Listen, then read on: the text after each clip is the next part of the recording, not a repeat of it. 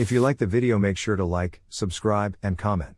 For more videos like this, Paranormal skeptics and those who became believers, share your most convincing and scariest paranormal encounter stories. my friend's dad is an ex-Marine. He has been a paramedic, firefighter, and security guard, so there's practically nothing on earth that can frighten this mother ducker. His family used to live in a very old house built in the 1800s. One day, my friend's dad was home alone, waiting for the rest of the family to return with dinner. Now this is the most honest man I have ever met. There would be no reason to lie about this. He was sitting on the couch downstairs when he says he heard footsteps coming from upstairs. He walks down the main hallway and looks up to their balcony/banister for the upstairs hallway. He then said that there was a shadowy figure that glided across the upstairs railing, from one side to the other, until it was out of view. Right after he saw the supposed apparition, he heard the loudest, most blood-curdling scream he ever heard in his life. Immediately after this scream, all of the lights in the house went out, and he found himself standing in the pitch black. He then ran out to the front porch and waited for the rest of the family to return. My buddy said that when they got back, he remembers the horrified look on his dad's face. He said he had never seen that look on him and has never seen it since. 2 weeks later, they relocated from the house to a location closer to my residence, leading to our friendship. While this story still gives me the creeps, I can't be too upset because I got my best friend out of the ordeal. I guess it's time to let this one out. I'm a proud man. Far too proud to admit that ghosts exist or would scare me, but for a couple of months I was haunted. It started when I got my Ouija board, and I never read the rules. My friends were hesitant to participate, so I decided to go solo. I talked to 2 people that day by myself. One was a little boy named Tim who was disowned by his parents and died in the forest. The other presence was much darker, and for 2 questions I asked, it would reply death, which was not a valid answer. I got angry with the second one and yelled at it to prove its malicious nature to me. Nothing happened. I packed the board away, feeling as if I was responsible for nothing happening, a common thought among skeptics. But then the next 2 months happened. Between 3 to 4 a.m., I consistently woke up with terror sweats and felt as if I was being watched.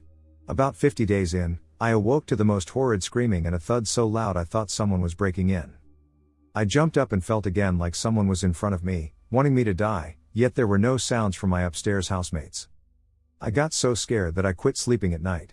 I would stay up until 6 a.m. at least to make sure that ghost hour wouldn't affect me. But it came anyways. I'll always remember what happened 2 months ago. I was engaging in my usual routine of playing Call of Duty for the past 2 weeks when suddenly, I experienced a chill down my spine. And it went to my left shoulder and then also onto the left side of my head. And I shit you not, I heard breathing in my ear. The pressure on my upper left side was as if someone or something was leaning its head on my shoulder. I was frightened to death, but I decided, duck this.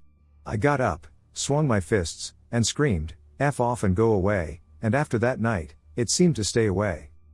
I don't know how all this happened, especially when I was such a non-believer. Those months feel like a dream. But I do believe now that certain energies do manifest around us, and it's best to stay away from the evil, hurtful ones. Little girl in the bathroom. This did not happen to me but to my best friend. This girl lived in the Hollywood Hills as a kid, and her parents were industry people. I believe mom was an accountant and dad was a lawyer for one of the studios. They often had celebrity parties at the house. The kids usually stayed upstairs when this was going on. The house was haunted. She had her room and bathroom, and often when she walked into her bathroom, there would be a little girl standing by the counter. It was weird but not really threatening. One night when there was another celebrity party going on, she invited a friend over to spend the night. The friend came back from the bathroom and said, "Did you know there's a little girl in your bathroom?" She nodded. Her friend said, "And you do know it's not really a little girl, right?" Many years later, parents had died, and the house was being sold. She was at the house packing things up, and she went to use the bathroom. There was the little girl. Furious. Her fists were balled up, a look of rage etched on her face. The little girl growled at her, "You weren't supposed to leave." She ran out of the house and made one of the movers go back to get her purse. I just want to share this. It usually doesn't bother me, but the latest name calling freaked me out. This has been happening for the past years. At any random time, a voice mimicking my family member's voice would suddenly call my name. I have this tendency to not respond but just go to the person who called my name, so they would often repeat my name. My mother and brother would just question me about what I was doing when I walked up to them and asked what they wanted. Once it even copied my friend's voice when I was alone at home. I was confused as to why she was here at night when we had no plans on hanging out. I just peered out the window, and no one was there. However, this time, I was sleeping soundly with a weird dream when I was suddenly brought awake by a voice that sounded like my aunt. She tends to call my name in a unique way that it was only her who called me like this. Startled awake, I stood up to open the doors and let her in. I was still so sleepy that I didn't realize I had already opened the door. And once again no one was there. I double-checked, maybe she just sat down in the corner while waiting for me. After that, I felt as though this entity had successfully fooled me. Okay, let me start by saying I've never experienced a single paranormal experience in all my 28 years but this one. It happened last year and still haunts me. The fact it is so incredibly intense and real makes it so much crazier. I literally start shaking when I think of it. I've only told 3 or 4 people. Here it is. I was sleeping next to my GF, now wife. She gets up and starts walking around the room with the lights off. About 5 minutes later, she gets back in bed. A few minutes later, I feel a little strange and look over at my wife.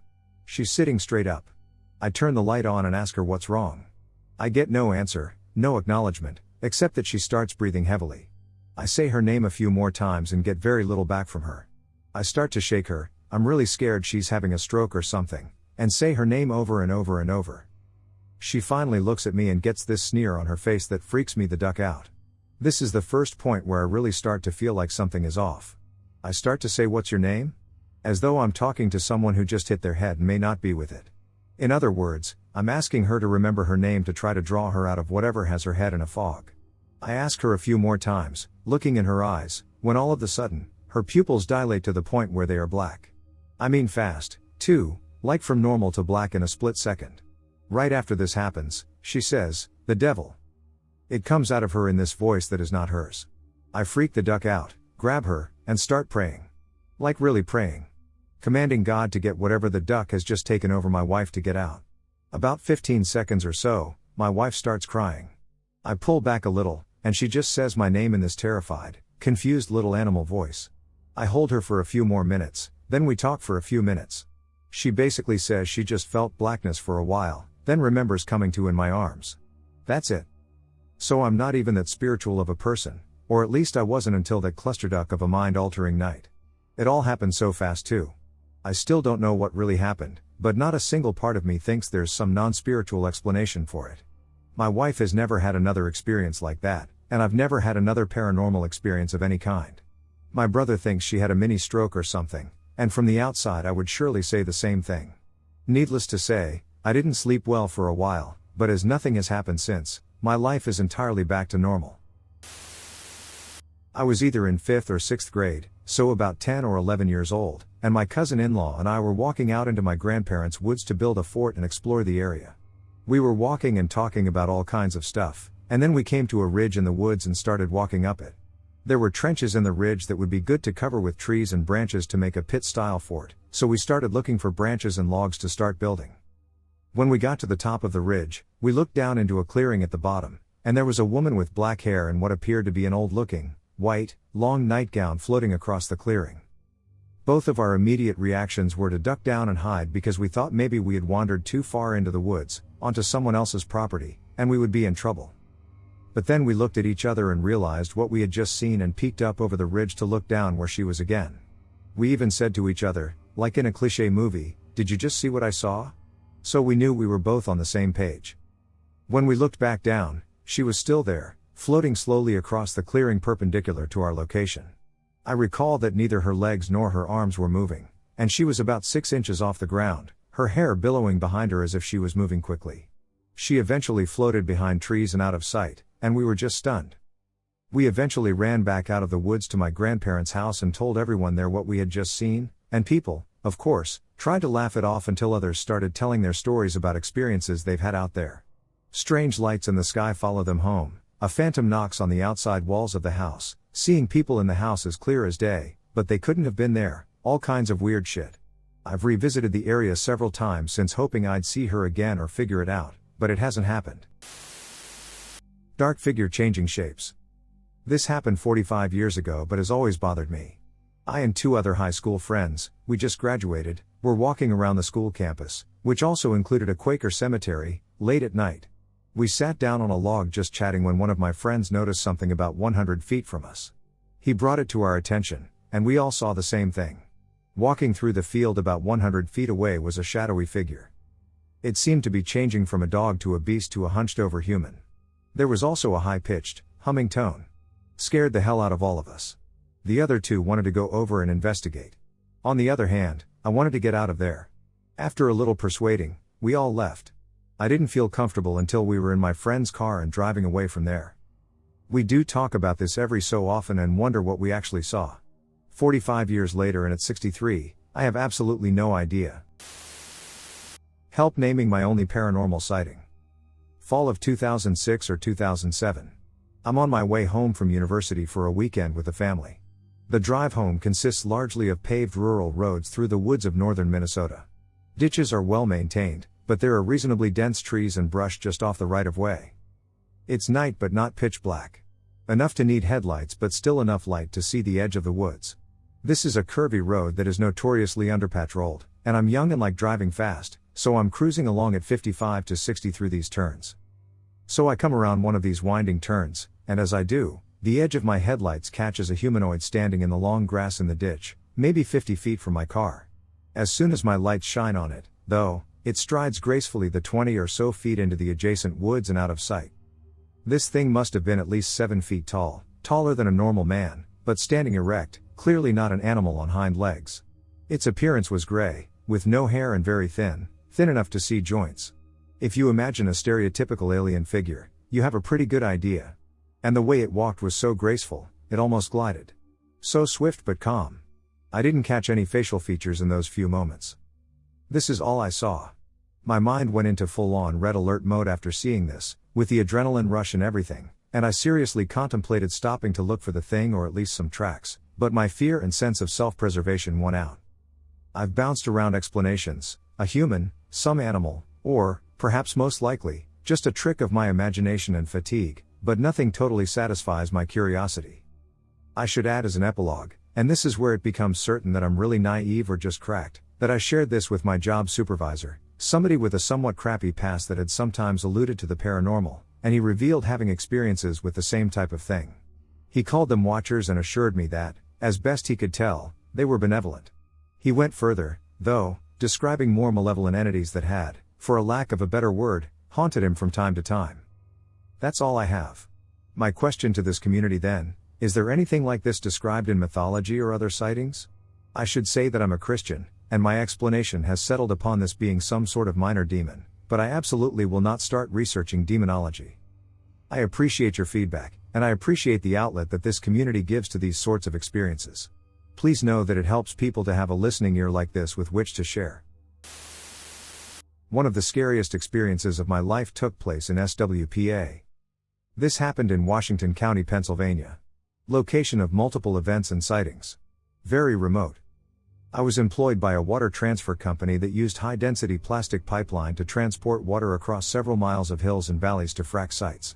Depending on the lay of the land and the distance, sometimes you needed several booster stations to keep the water moving. They are typically located in isolated areas. Like the middle of the woods, down in the valleys, isolated. Just a sketchy handheld radio to contact the nearest station up the chain. Typically, these stations consist of a light plant, a large, noisy compressor, and you. Sometimes you had a truck, and sometimes you didn't. On this night, I was down in a valley at the end of a long gravel road next to a creek at the water source. I had a truck, a light plant, a water compressor, and a porta-potty. No cell service, and only a sketchy radio to the nearest guy a mile uphill. The truck had a flat but would run, so heat/AC and a power source. I also had a spotlight. Around 2 a.m., the frac was down and the pumps were off. Quiet. Heard loud cracks and crashing disruption in the wood line about 30 yards from the front of the truck. I started spotlighting. Couldn't see anything.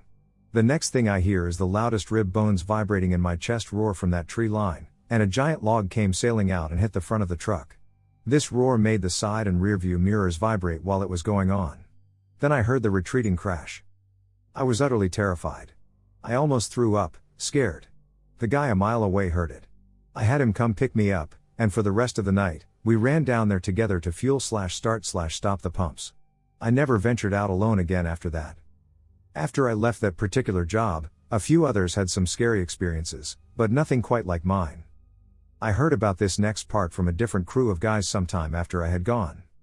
After a few nights of hearing noises and crashing in the woods, they rearranged the bulbs on the quad bulb light plant to point into that tree line at night. Shortly after they did this, it was found pushed into the creek and totally wrecked between crew changes. This occurred approximately 30 to 45 minutes during the changeover, when no one was present. Not saying it couldn't have been a group of people, but each time any sort of light, my spotlighting and the light plant, was shined into those woods, things happened, and they happened days in a row and then sometimes weeks apart. There would have to be people in those woods almost around the clock.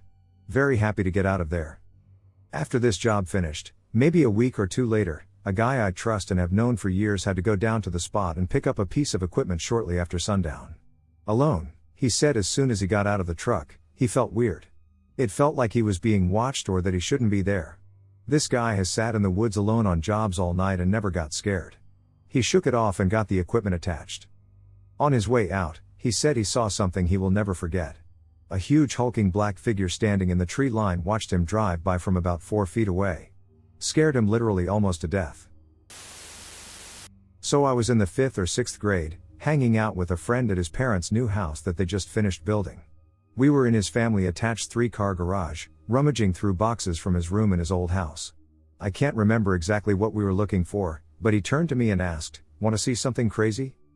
He goes and takes a tennis ball from one of those clear tubes they come in and proceeds to give it a couple of tries before successfully throwing it through the crawl space door that leads to a storage space above the garage we are in. I clearly hear it bounce around and stop. I don't think anything about it, and we continue looking through the boxes in his garage. We are talking to each other when all of a sudden a tennis ball comes ducking flying through the air and smacks the back wall of the garage right between us as we are standing over a box. We both bolted from his garage and went to his room on the other end of the house. He later explained to me that their old house, located across the street from the recently built new house we were in, had a ghost in the attic that liked to move things around, as in, keep things tidy.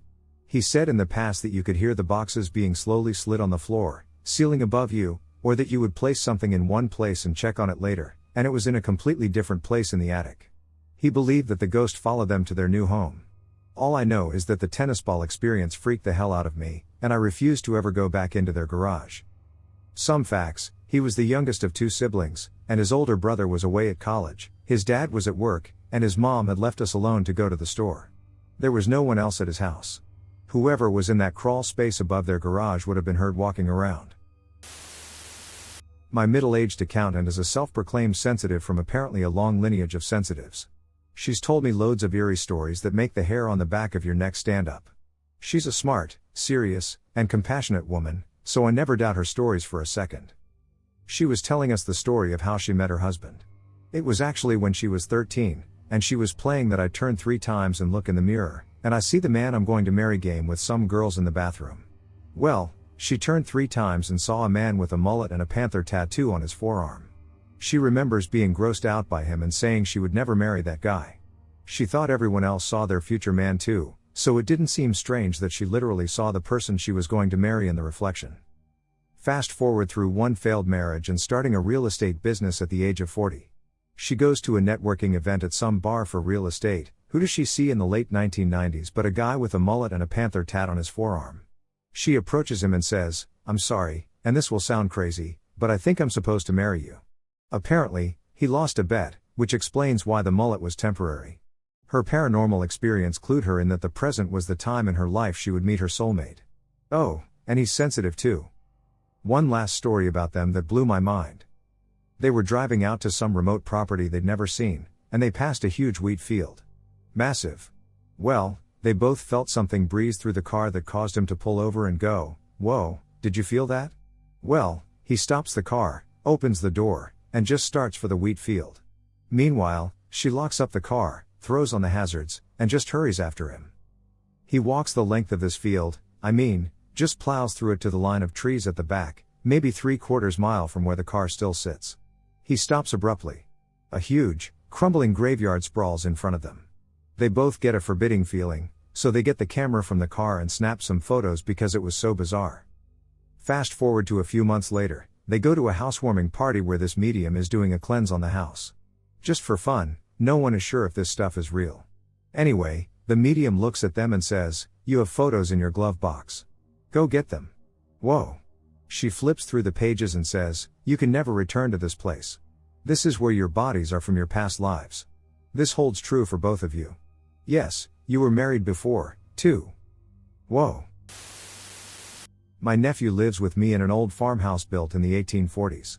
When he was about 4, maybe 5, he told me that there was a little boy named Charlie who lived in our house. He said Charlie had never heard of video games and that Charlie's dad left him home all by himself. This was around the same time that he had an imaginary friend named Mr. Cat, who was an anthropomorphic cat, so I wrote it off. A couple of weeks later, I was shaving with the bathroom door open and thought I could see my nephew looking in at me out of the corner of my eye. I stuck my head around and could see him from behind messing with an old china cabinet we keep important stuff in, and just as I walked into the room, I could see my nephew sitting in the living room watching TV. He couldn't have crossed that much distance so quickly or silently. I asked him about it, and he said, "Oh yeah, that was Charlie. He says there's a really super book in there from when you were a little boy. And at the bottom of a stack of old documents and stuff in the china cabinet is a book I got as a gift when I was a kid. I didn't even know it was there. It was under 2 boxes of documents and couldn't be seen until the boxes were lifted out." The little boy didn't look like you think of ghosts. He wasn't transparent, he didn't float, and he didn't look spooky. He just looked like a kid. Since ghosts look like us, I think people see them every day and don't realize it. I haven't been able to find any information on people who lived here in the past. My grandparents bought the home in 1967. I asked my grandmother about it, and she said she wasn't surprised that I saw Charlie in the bathroom. She explained that when I was little, I used to play with an imaginary friend named Homer who would unroll all the toilet paper when nobody was home. I've never seen her, but there's also a woman ghost who appears to be in her mid-20s with long brown hair. I have no idea why I've never seen her, but a couple of other family members, some friends of the family, and several members from the work crew that remodeled our home saw her a couple of years ago. I love scary stories and getting creeped out, but I'm usually extremely skeptical. Though it's fun to play along, ultimately you come away from paranormal stories thinking nothing of it, because after all it was just good writing. But this was different. My cousin Ryan is even more skeptical than I am. He does not believe in anything paranormal, but this is the only thing he has experienced that he says he can't explain. For a while, my 2 uncles, Jeff, Ryan's father, and Tim, worked cleaning out evicted homes, often located on a rougher side of town. When Ryan got a little older, 14, 15, Jeff decided to take him with them so he could earn a little money and to speed up the work process. Ryan was dropped off at one house, Tim at another, and Jeff drove the truck to a third house so they could get the most work done. Ryan is in the home of a long-gone crackhead, locked in from the outside. Jeff, the owner, had the only key, so it was safer for Ryan. He starts working. Throughout the entire day, he starts losing things that he just should not lose. He was hammering a shelf to a wall, setting the nails directly next to him on the floor. He worked for a second, looked back, and the nails were there. Similar stuff like that. By the end of the day he had lost a box of nails, a hammer, a screwdriver, his bagged lunch, and a bright orange industrial extension cord, kind of hard to lose. Ryan was obviously getting pretty frustrated by this, so he decided to just finish up what he could without those tools. He proceeded to the basement, and as he walked down the stairs, he looked straight ahead and a bit up. All lined up perfectly on a plank of wood beneath the upstairs staircase, would be above his head as he stands on the lower staircase, are the items that have disappeared throughout the day. He said it was especially eerie because not only had he not been in the basement at all that day, but the items were all meticulously, perfectly lined up in a neat row. Obviously this freaks him out, so he grabs the stiff, runs back up the stairs, and decides to nope the duck out of there. So he gets to the ground floor and proceeds to go upstairs to grab the toolbox so he can put stuff away. To go up the staircase, one of those folding ladders is lying on its side, and Ryan has to step over it. He goes up the steps and turns left and immediately stops dead in his tracks. There the exact same ladder stands perfectly righted in front of him. Spooked, he turns and looks down the staircase to see the ladder at the bottom was no longer there. It had somehow moved in less than a second. He turned back to the newly standing ladder only to find it back on its side again. Keep in mind that this entire time, he heard no noise, clattering, or movement, and he knew that was the only ladder in the house. So he quits at that point and busts out a window so he could get the hell out of there and call his dad to be picked up. When he relayed this story to Jeff and Tim, they mentioned the ladder thing before he even got to that point in the story, indicating that such an event was a regular occurrence in that creepy-ass house. Ryan was too terrified to go back, understandably so. This was about 10 years ago, but it still gives me chills just thinking about it. My now ex-wife and I had just gotten married and moved into a new neighborhood. We moved in the winter. As spring came, we noticed there were multiple dead animals, birds, squirrels, raccoons, in the yard. We cleaned them all up and started to do improvements to the outside of the house and painting on the inside. I started to notice strange things going on. I noticed that my keys were not where I had left them, and other small items were missing. I thought I was just being forgetful. Then things slowly started to escalate.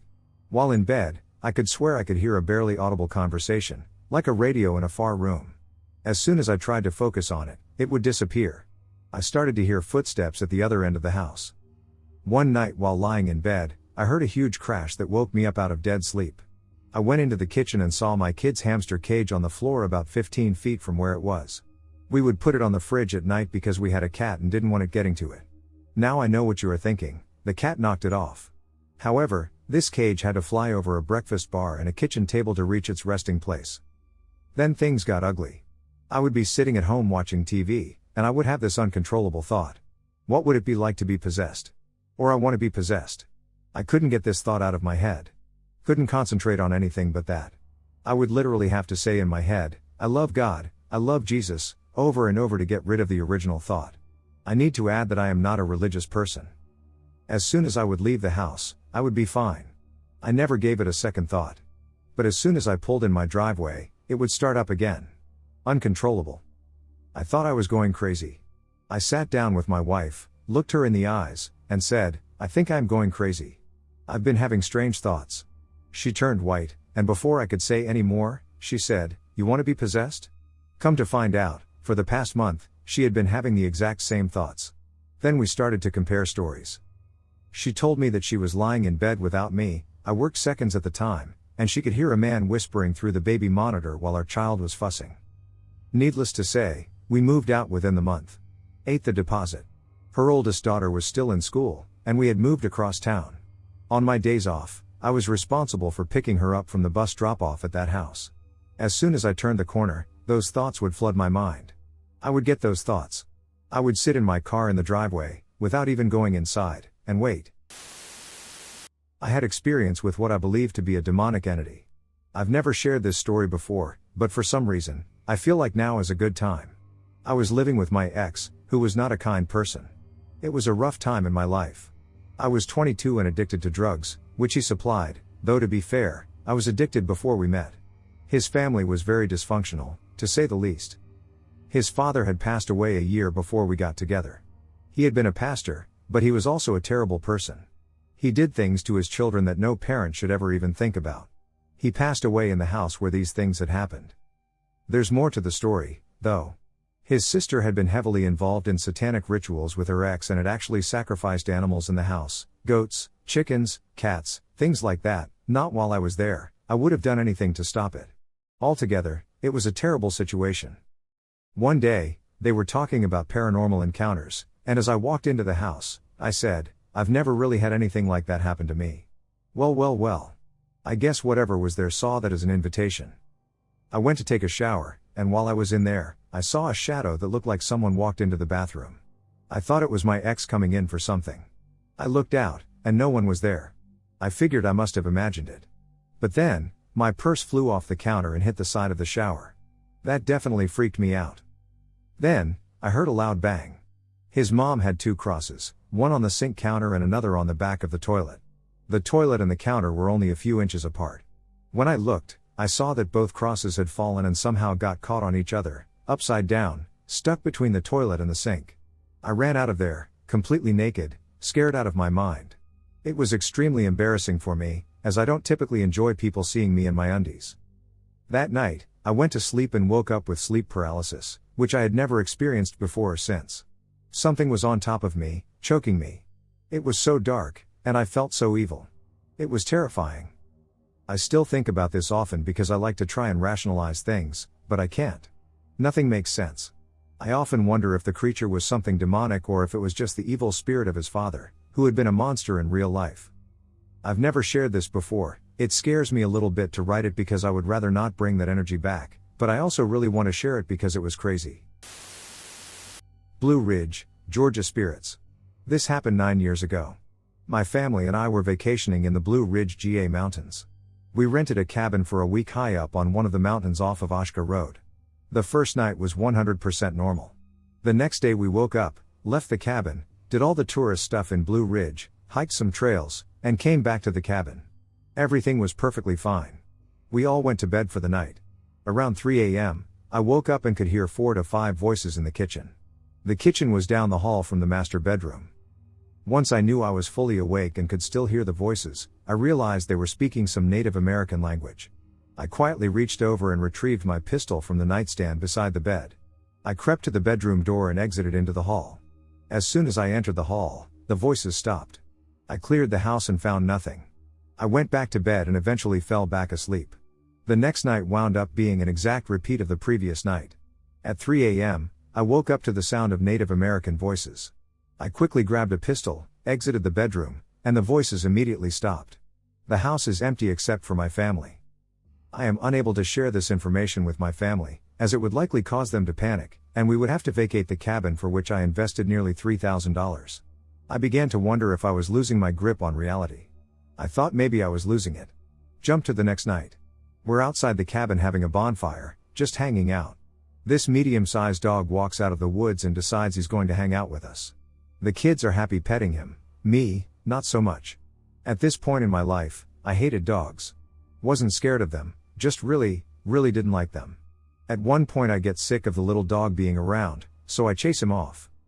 This night we go to bed as usual, per the norm here. I wake up at 3 a.m. to the same Indian voices. They weren't so much talking as chanting, or at least that's what it sounded like. I went to reach for my pistol and thought to myself, it's useless, as soon as I get to the hall, they'll just quit. So I just lay there. It must have been an hour and a half before I fell back asleep. Upon waking up the next day, I suddenly had this desire to get a dog. Me, the guy who hated dogs. I told my wife over our late breakfast that I think I want to get a dog. She laughs and says, yeah, right. I replied, I'm serious, I don't know why, but I want to get a dog. We decided to start looking for a dog once we returned from vacation. The rest of the vacation, there were no more voices, no more 3 a.m. wake-ups. She would rather not tell the kids because she was 100% sure I would change my mind. The thing is, it became like an obsession. We got home, and it took me 2 weeks to find a puppy. Fast forward 9 years later, I have a boarding, training, and grooming facility. I own 4 personal dogs, and at one point I was training them 4 days a week for anywhere from 4 to 9 hours per trip. I joke with all my dog friends that those Indians put some kind of spell on me. It could be just some weird coincidence, but IDK. When I decided to get a dog, they suddenly stopped. Has anyone been in the Blue Ridge Mountains and heard Indian voices? I've had only one paranormal experience in my life, and it was when I was in 8th grade. My father was in the military, now retired, and since it was just me and him in the home when he went on deployment, I either had to go live with my mother or move to Indiana to go live with my grandparents. I chose my grandparents. The first few months living with them were pretty normal. I got closer with my grandma, and she decided to tell me this story about how she used to be a tutor, for English, I think, and she taught this little girl who was diagnosed with leukemia at a young age, so the doctors said she wouldn't make it past the 1st grade, but through perseverance she made it halfway through the 3rd grade before she unfortunately passed. Throughout this time my grandma was there from kindergarten to 3rd grade, helping her with work, sometimes even visiting her during doctor appointments to cheer her up. When she passed, she gave my grandma a bracelet of hers to keep, and I don't know if you guys believe in important stuff from someone carrying their spirit with them, but this made me believe it 100%. So during my summertime after 8th grade, I was still in Indiana, and I'd stay up late playing Sea of Thieves with my friends, and I'd get hungry, and so I would sneak to the kitchen and make myself a sandwich or two, but on the way back, I had to go through the single hallway in the house that had the bathroom and the entrances to all 3 bedrooms in the house. You know how when you run into someone while walking, you stop and kind of lean back a bit to prevent hitting them? Well, when I started walking down the hallway, I got about halfway through, and bam, I felt like I just ran straight into someone who felt about up to my chest, and I fell to the ground. Not hard, just enough to make me land on my butt. I look up, and I see a little girl in a pink puffy dress, but she's opaque? She emanated a soft light that allowed me to see her clearly. It freaked me out, so I backed up on the floor and bumped my head on the nightstand behind me. I blinked for just a second, and then she was gone, so I ran to my room and locked the door. I found it difficult to sleep afterward, so I remained awake until I noticed the first light of day, at which point I fell asleep on my bed. I awoke again around 2 p.m., and the first thing I did was inform my grandmother about the experience. When I described the girl's appearance, my grandmother broke down in tears. She told me I described the girl that she used to tutor. I have no idea why she decided to show herself to me, but maybe she wanted to tell me something I couldn't see. Little brother's paranormal sightings. So for context, my little brother has always claimed to have seen a weird black figure on walls, looking at him through windows, or even running across our yard since he was around 4. All of these sightings started happening back when we used to live in an old house from like the 50s up in Ohio, and under this house were 2 old and abandoned wells, which from what I've heard are supposedly a portal/gateway to the other side, but my little brother always loved to go hide and play in this blocked off room where one of the old wells was, and ever since we had lived at that house, he's been talking about, and I quote, a spiky, fully black figure with big white glowing eyes with elongated fingers and no mouth. We haven't lived at that house for about 7 to 8 years, but the reason I'm bringing this up now is because we're sharing a bedroom tonight with a family we don't usually live with. He and I aren't very close, so we start talking about life. He starts telling me about this thing, the spiky black figure with big white glowing eyes, that was staring at him in class one day, and only he could see it. This intrigues me. So I ask him more about it, and he starts telling me that it's been around for as long as he can remember, so I start thinking he could have some sort of schizophrenia, but he's never shown any signs of it ever in his life, so I push more, and he tells me, when it runs, it gets short and stubby, but when it's standing still, it gets taller and spikier, and he's always told us that he's seen black figures on the walls or a short, stubby black figure or tall black figure staring at him since we lived at that house with the wells under it. This figure has not spoken or responded to my brother's gestures of waving or looking back at him, nor has it shown any other reaction. According to my brother, it has only observed him. And with the way my brother explained it, he sees this figure very regularly and has for around the past 8 to 9 years. But my brother also stated he'd never tried to talk to the figure, he'd always just let it be and watch him. But more so, he wants some more info or something about what this mysterious black spiky figure with big white glowing eyes is. Is it some sort of spirit guiding and watching him throughout his life? Did he get bound by a spirit trying to pass over from the wells at the old house in Ohio? Is it a demon wanting to harm him or others? Or is it all purely in his head? 3 for me. The first one, I moved back to town after college and lived in my aunt's extra room. It was just off the side of the kitchen. The first couple of nights, nothing. On the third night, around 11 a.m., my cousins were already asleep for school, and my aunt was in her room. I distinctly heard a music box start playing Rockabye Baby. I got up and looked in the kitchen/front room, thinking it was a prank. No, the rooms were vacant. I shrugged it off, and I went back to bed. I remembered hearing it coming from the front room. The next night, the same thing happened, but this time it was in the kitchen. I peeked around the corner thinking I might see something, but nothing was there. I'm getting a little scared. Third night, it's at my door. I'm shaking and hiding under the covers. A couple of days later, I approach my aunt, asking if she has a music box that plays Rockabye Baby. She pauses, then smirks, saying, "No, but your great-grandma did." This happened at the end of July. Mid-October, I remember waking up to my cousins getting ready for school. I hear my youngest cousin tell her sister, "Quick. Come look." It's still dark, probably around 6 a.m. Her sister is too busy, so I get up and go look. In the hallway, there is a diamond-shaped mirror to the left of the wall that reflects on the door of my aunt's room. In the doorway, I clearly see a light blue human outline. Basic outline, no discernible features like mouth or eyes, just basic outline. Tried to figure it out later but had no luck. Third was a visit from Dad. I was at Grandpa's in what we called the front room, where all us kids would hang out. I was playing on my laptop. My whole family has been sensitive, and I'm no different. I remember sensing Dad in the house. Sitting there, I feel a burning sensation on the back of my neck. Not strangling but felt more like a Vulcan neck pinch from Star Trek. I knew it was Dad. His idea of a joke. The smiling lady in the bathroom. This is a story. I'm from the Philippines, and when I was a Girl Scout, I was really excited to go camping the upcoming Saturday. We can't really go far away, so we just camped at the school. Now there's a rumor that the school was a graveyard in the past and people have experienced a lot of paranormal activities. I was a skeptic at first, but I'll never forget what happened to me. It was already around 6 in the evening when this happened. We were eating during that time when I suddenly had to go to the bathroom to do my thing. Now, The school was really scary, especially that night, and I was all alone going to the CR. It was a bit far away from where we camped too. Since I was a skeptic, I decided to go alone. It wasn't scary at first, but when I entered the bathroom, I felt chills, but I ignored it. I went to the first cubicle and relieved myself when I heard someone walking, but I thought it was another Girl Scout. After washing my hands, I noticed a lady smiling eerily behind my back. She was just smiling, wearing all black. I felt scared. Even though I was a skeptic, I suddenly started praying. Hail Mary, full of grace, the Lord is with you, blessed are you. I closed my eyes for a moment and glanced behind me. She began to pray in a mocking manner, as if to convey that it was futile and would not affect her. Hail Mary, full of grace, the Lord is with you, blessed are you among women, and blessed is the fruit. She was smiling creepily, and her body was rocking side to side as she chanted the prayer. At that point, I screamed and ran away in fear. My fellow Girl Scouts heard me, and I just started crying.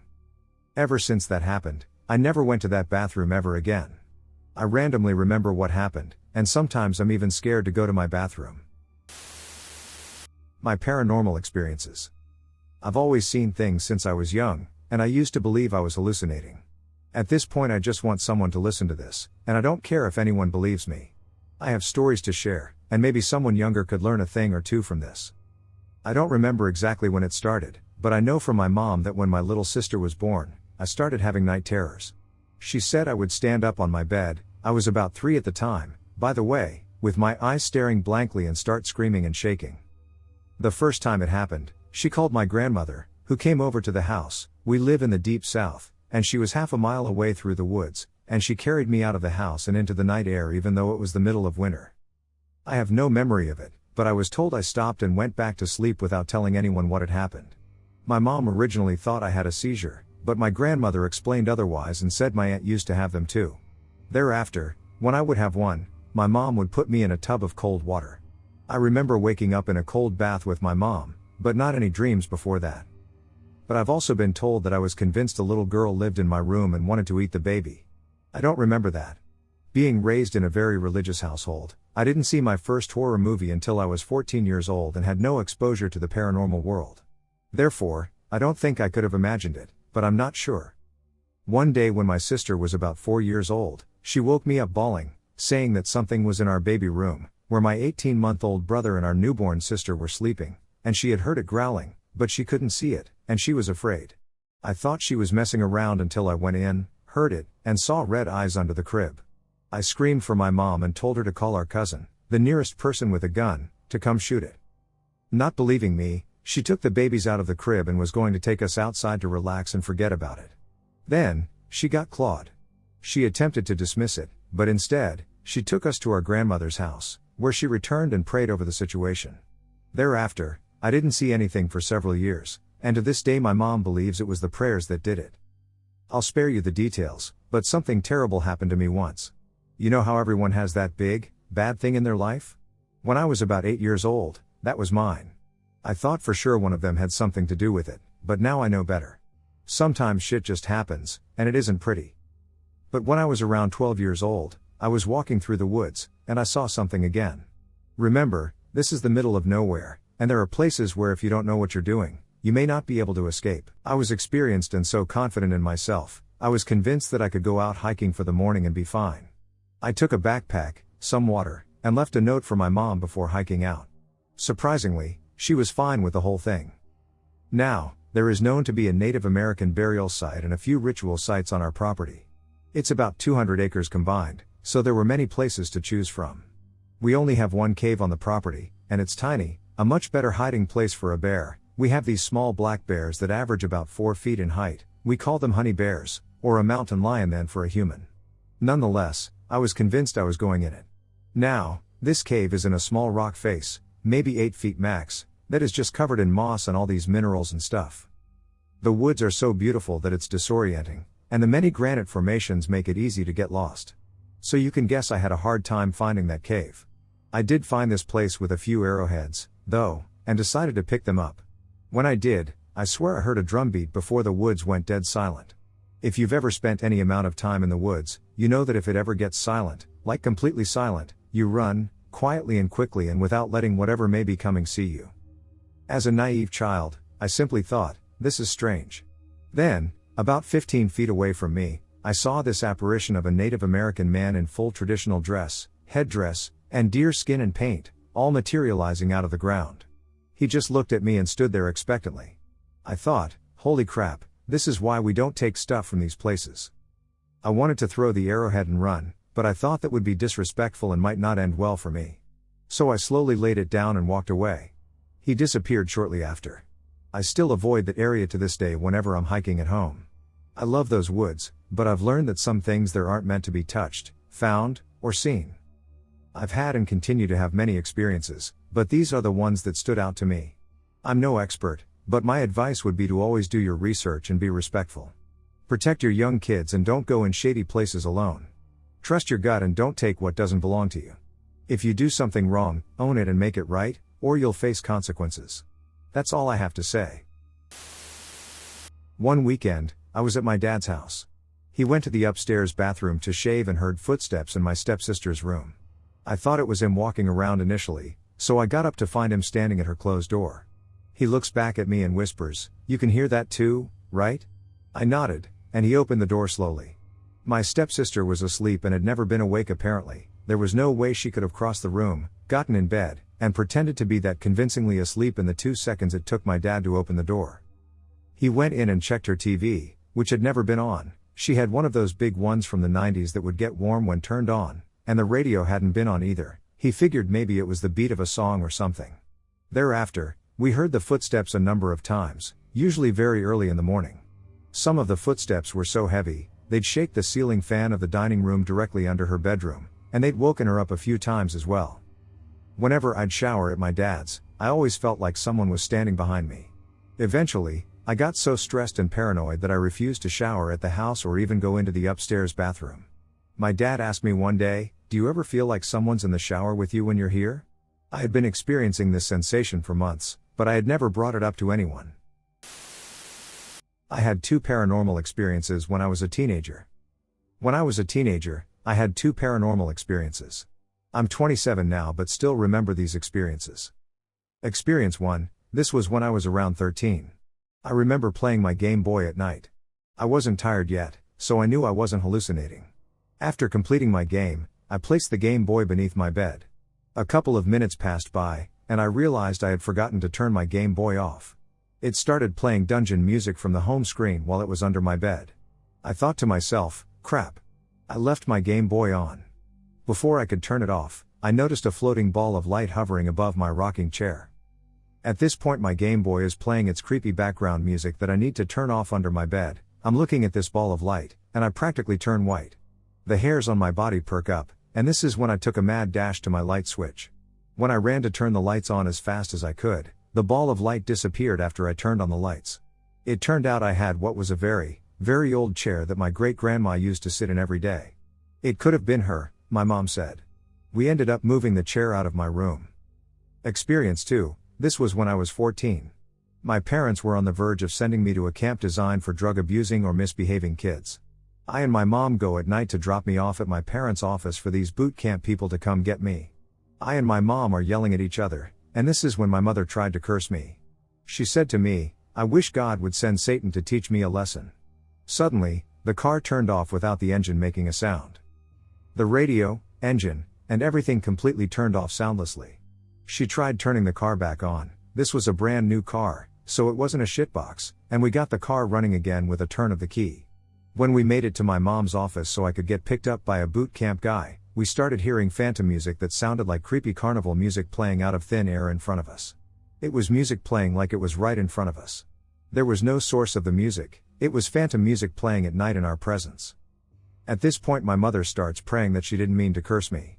We call up our boot camp guy and tell him that we changed our mind, we are going home. My mother didn't want to leave me behind at night with the paranormal. I have whoever that ghost was to thank for convincing my parents not to send me to boot camp. My mother saw it as a sign to give me a second chance. I'm 27 now and have a much better relationship with my parents. I once sneaked into a haunted house, on the 8th most haunted campus in America, with some friends. Not just any haunted house. It was actually an old plantation home, King House in Montevallo, Alabama, that the university used as a guest house, but all 17 members of the family are buried in a tiny cemetery just a stone's throw from the house. We had already heard about the house and several other ghost stories, so as atheist punk rock kids, we decided to mess around in the places that had the best ghost stories. So we approach the house and ask if we can come inside. Researching the paranormal always suggests asking permission, and then we check 4 different doors to the house, all of which are locked. My buddy is standing near the front door and goes, "Holy shit," because he heard the door unlock, and then he opens it. I checked that door myself. It was locked. This is the part where in every horror movie you scream, "Turn back now." That's what I'm thinking, but there are 5 of us, and then 2 couples are walking on the campus, see us, and say, "Are y'all breaking into King House? Can we come?" And decide to join in. Now, 9 people are entering the house that has just been unlocked for us. I have my camera, so I'm taking pictures. It's a 2-story home. I don't want to go upstairs, so I let someone else take the camera up there. Once we're all back downstairs, it sounds like a piece of furniture from one of the upstairs rooms is picked up and dropped. It sounded like a couch was being dropped. That scares the couples away, but the 5 of us remain and take some more pictures, although I'm now curiously confused about the noise. Eventually, we depart and return to our dorms. My roommate goes to sleep, I stay up playing a video game and finally go to lie down around 3 a.m. As I'm lying in bed, I feel my comforter being tugged from the bottom, and it starts sliding off me. Weird. So I pull it back up and then wrap myself up like a burrito. Then smash, I remember it as if the person on the floor above me had dropped a bowling ball. It was directly above me, at the ceiling, just this massive crash sound. And then I couldn't move. It had to have been 2 seconds, I couldn't move or breathe, and then it all let go, and I started screaming my roommate's name. He wakes up, I tell him what happened, and then he calls out that the blinders cord to our window is just swinging back and forth. Needless to say, I didn't sleep, and I missed all of class the next day. For the next couple of weeks, we could hear this clicking noise in the room, and whenever you got close to where you think you could hear it, it'd be coming from a different area of the room. And to add to that dorm, all male, every single tenant could hear what sounded like marbles rolling across the floor and furniture moving above them. Initially, you thought it was just something you heard. However, it soon became a popular topic of discussion, leading to signs being put up that addressed the marble ghost, asking it to keep the noise down at night. And across the way was a female dorm where they would hear the screams and cries of a girl in the hallways, allegedly the spirit of a girl in the early 1900s who caught fire after making popcorn in her room. 4 of us were conversing on a campus balcony when our friend parked her car. We all noticed a person sitting in the passenger seat, but she was alone. She never saw them, but we all did. They were white/gray, hard to make out in detail. This is all on the University of Montevallo campus. The campus is rich in history, having been built on Civil War battlegrounds and is home to numerous ghost stories. My experiences there directly affected my spirituality, from atheism to agnosticism. I have a wonderful one. I have a coworker, a 45-year-old male, who is a no-nonsense sort of fellow. He doesn't hold much with silliness and doesn't believe in ghosts. He and I both work at a very fancy antiques business. Our boss is a 3rd-generation dealer. His personal collection rivals the best in the world. Because of this, when he goes away, he doesn't just have a security system but a house sitter as well. The job of house sitter almost always falls to my coworker. The house is located in rural Connecticut. It is a circa 1780 center chimney colonial. It was originally built by a prominent and wealthy family in this corner of the state. The house has a couple of dark and ominous, fully substantiated stories attached to it. The one that is most relevant to this story, however, relates to a young son of the family who lived in the house circa 1820. During his late teens, he developed a mental illness. Based on the stories surrounding him, one could assume it might have been schizophrenia.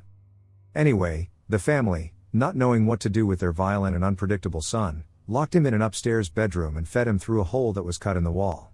The patched hole is still clearly visible, as are deep gouges in the wood paneling of the room, supposedly the result of his assaults on his surroundings. After a few years, the son managed to hang himself in the room. Last winter, while my coworker was house sitting at night, he arrived at the shop one morning, clearly shaken up and exhausted.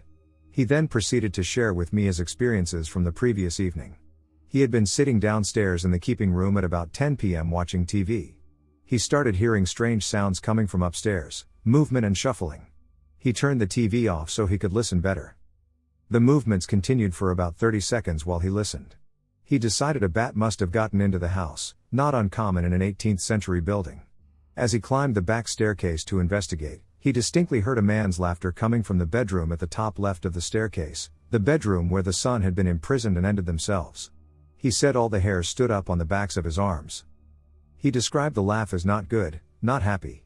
At this point he lost all desire to investigate further, scurried back down the stairs, and poured himself a tequila with water, which he slowly sipped while listening to the occasional shuffle or bump from the bedroom. He slept downstairs on the couch that night. Surprisingly, he's house sat for my boss since then, and though he's not encountered any further activity, I think he's quite wary of the house now. I lived in a small village in northern New York from the time I was born until I was 15. My home was located near the Black River. The Black River is a dangerous river, it's claimed many lives over the years. The whole time I was living in this apartment, there was always some kind of strange stuff going on. I often heard footsteps upstairs, even though I was the only one home. I would hear what sounded like people talking, doors slamming shut, and someone coming up the stairs to the porch. I used to see shadow figures. I never slept well at night. The apartment house has been torn down in the years since. But that place always had a bad feeling to it. I don't know if the Black River had anything to do with it. It might have. I don't know what was in this building. After the apartment house was torn down, the spot was turned into a parking lot owned by the village. I still get the creeps every time I get near there. I do believe whatever was haunting the apartment house is now haunting the land. I don't get back to the village much these days, and I feel it's the best thing for me. When I was 8, I had my first paranormal sighting. I am originally from London in England but moved down to Medway when I was young.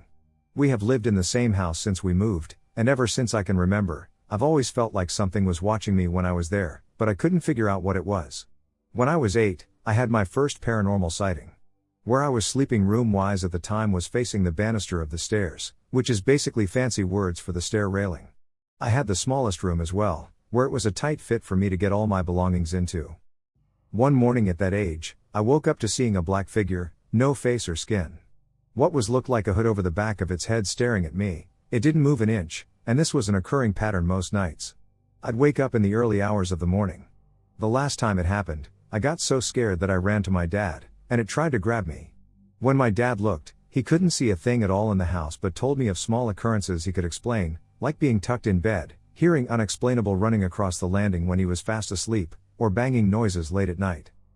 13 years later, when it started, I told my girlfriend at the time about the story, and she wanted to figure out and see what she could find, as she had more knowledge of paranormal activity than I did.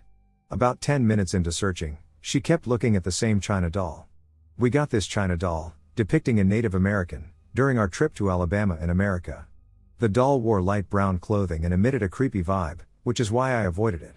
To also keep in mind, the day we got it, we ended up getting into a car crash, from which we were lucky to have no serious injuries.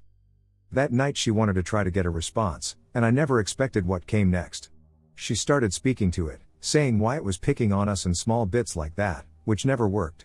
Then she started getting rude and aggressive about it, saying things like, "Don't," like being told the truth about how pathetic you are, and we got a physical response from the doll while she did this.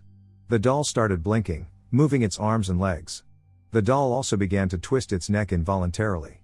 After that occurrence we put it in a wooden box and taped it in there, making sure my mum was the only one who knew where in the garage it was. A month after that, my dad started to go crazy, and I'm sure that's the reason why he ended up threatening our lives and physically hurting me specifically, eventually leading to us getting the police involved, fearing for our safety. It's been only 8 months since my ex figured out it was something to do with the doll, and I just hope someday I can get rid of it. Because I live in an expanded room from where the property was originally made downstairs, I can always hear late at night banging coming from the garage, making me wonder what the spirit is getting up to and if it can get into the house to haunt us again. I think the creature we have been seeing came with me from my childhood home. I am hoping someone could help me figure out what this is and how to deal with it. I moved into this house with my fiancé and his family in August 2021. We have the entire basement, excluding the laundry room, as our space. I quickly noticed that I could hear footsteps going up and down the stairs. When I mentioned this to my mother-in-law, she shared decades worth of ghost stories with me. For as long as everyone in this house can remember, there have been footsteps on stairs. Sometimes they will be loud, pounding, running footsteps. Very much what you'd expect for a haunting: cabinets open, drawers open, doors opening, and slamming by themselves. The cats react violently to the footsteps we hear when no one is home. We have never witnessed any instances of violence or anything similar. My childhood home was haunted. My mom's friend, who came to bless the house, described it as a vortex of negative energy. She said whatever was there had an interest in me. My bedroom had the most activity, and as soon as she walked in, she said she felt sick. I moved out in 2016, but I think it's still with me. Around the fall of 2021, we started seeing things. In the laundry room, my mother-in-law and I both saw a small black creature run behind the water heater. I did not get a very good look at it, but my mill said it looked like a tiny Yeti. Very soon after, we saw the same thing outside, right in front of the house. I see it frequently now, usually out of the corner of my eye. Sometimes I will feel like I'm being watched, so I look, and I see it for a split second before it's gone. Every time we see it, we get a weird feeling. Do you recall the sensation of hiding under the blankets as a child, fearing the presence of a terrifying entity? It is exactly like that. Around the summer of last year, my mother-in-law and I were in the basement, and we both had that strange feeling. She was standing right next to a sheet we had hanging from the ceiling acting as a room divider, and it looked like a person was behind it, and it grabbed her. She felt it, I saw the sheet move, and it looked like hands, like someone trying to hug her but with the sheet in the way. The cats completely lost it, and I have never seen them have that extreme of a reaction to anything before. It does calm down every once in a while, and then it will come back, and every time it does, it's more intense than the last time. My sister-in-law has a lot of this happening in her bedroom too, and we all feel that nervous something is wrong here feeling in her closet. She also has things go missing frequently. In the basement there is an old mirror that I like to keep covered because it freaks me out, and others feel the same about it. When the activity starts up again, the cover on the mirror repeatedly falls off. The cats hate the mirror. I hate the mirror. Looking at myself in it just feels wrong, not natural. Nothing we've tried has worked. Holy water, blessing, I had a friend come over with sage, and that was the only thing that had an effect, but it still came back. The house I lived in as a child had some of the same stuff going on, and we never got it to stop. I've considered whatever it is came with me from that house. No one here saw anything, ever, until I moved in. It got much more intense once I was here. I have no idea what to do. None of us do. I cannot properly put into words how terrified this thing makes me. It makes me nauseous. What am I supposed to do? The feeling was never this intense, even as a kid. I would also like to mention that my mom's childhood home was similar to mine, and she experienced the same things when she was younger. We would frequently see people around the house that would just vanish. Like shadows. We heard voices and had strange dreams. We heard voices calling our names, but we knew to never respond. Also, very strange, but when I was just learning to talk, I would point at the big mirror in the hall and cry about the people I could see in the mirror. As I got older, it happened less and less, but once I was in school and learning about Native Americans, I realized, I think that is what I saw. There were just a few of them, and they would just stand there and look at me. I remember them having lots of jewelry, many colors, and feathers. The one standing in the very front had a walking stick, or just a big stick. Am I crazy or misremembering, or is that really what I saw? I don't know, but I need to find out. My mom thinks they were there to protect us from whatever was in the house. Does it sound like this thing followed me? What is it? My friend and I spent the entire day riding longboards, enjoying lunch, and having a great time. We went back to his house, and we stayed up all night watching movies. It was around 3:49 a.m., and I had been messing with him the whole night. I talked about what ifs like what if someone broke in right now? Or what if someone came down the stairs? I also quoted lines from the movie to tease him. I think I was 20 at the time, so he was 24.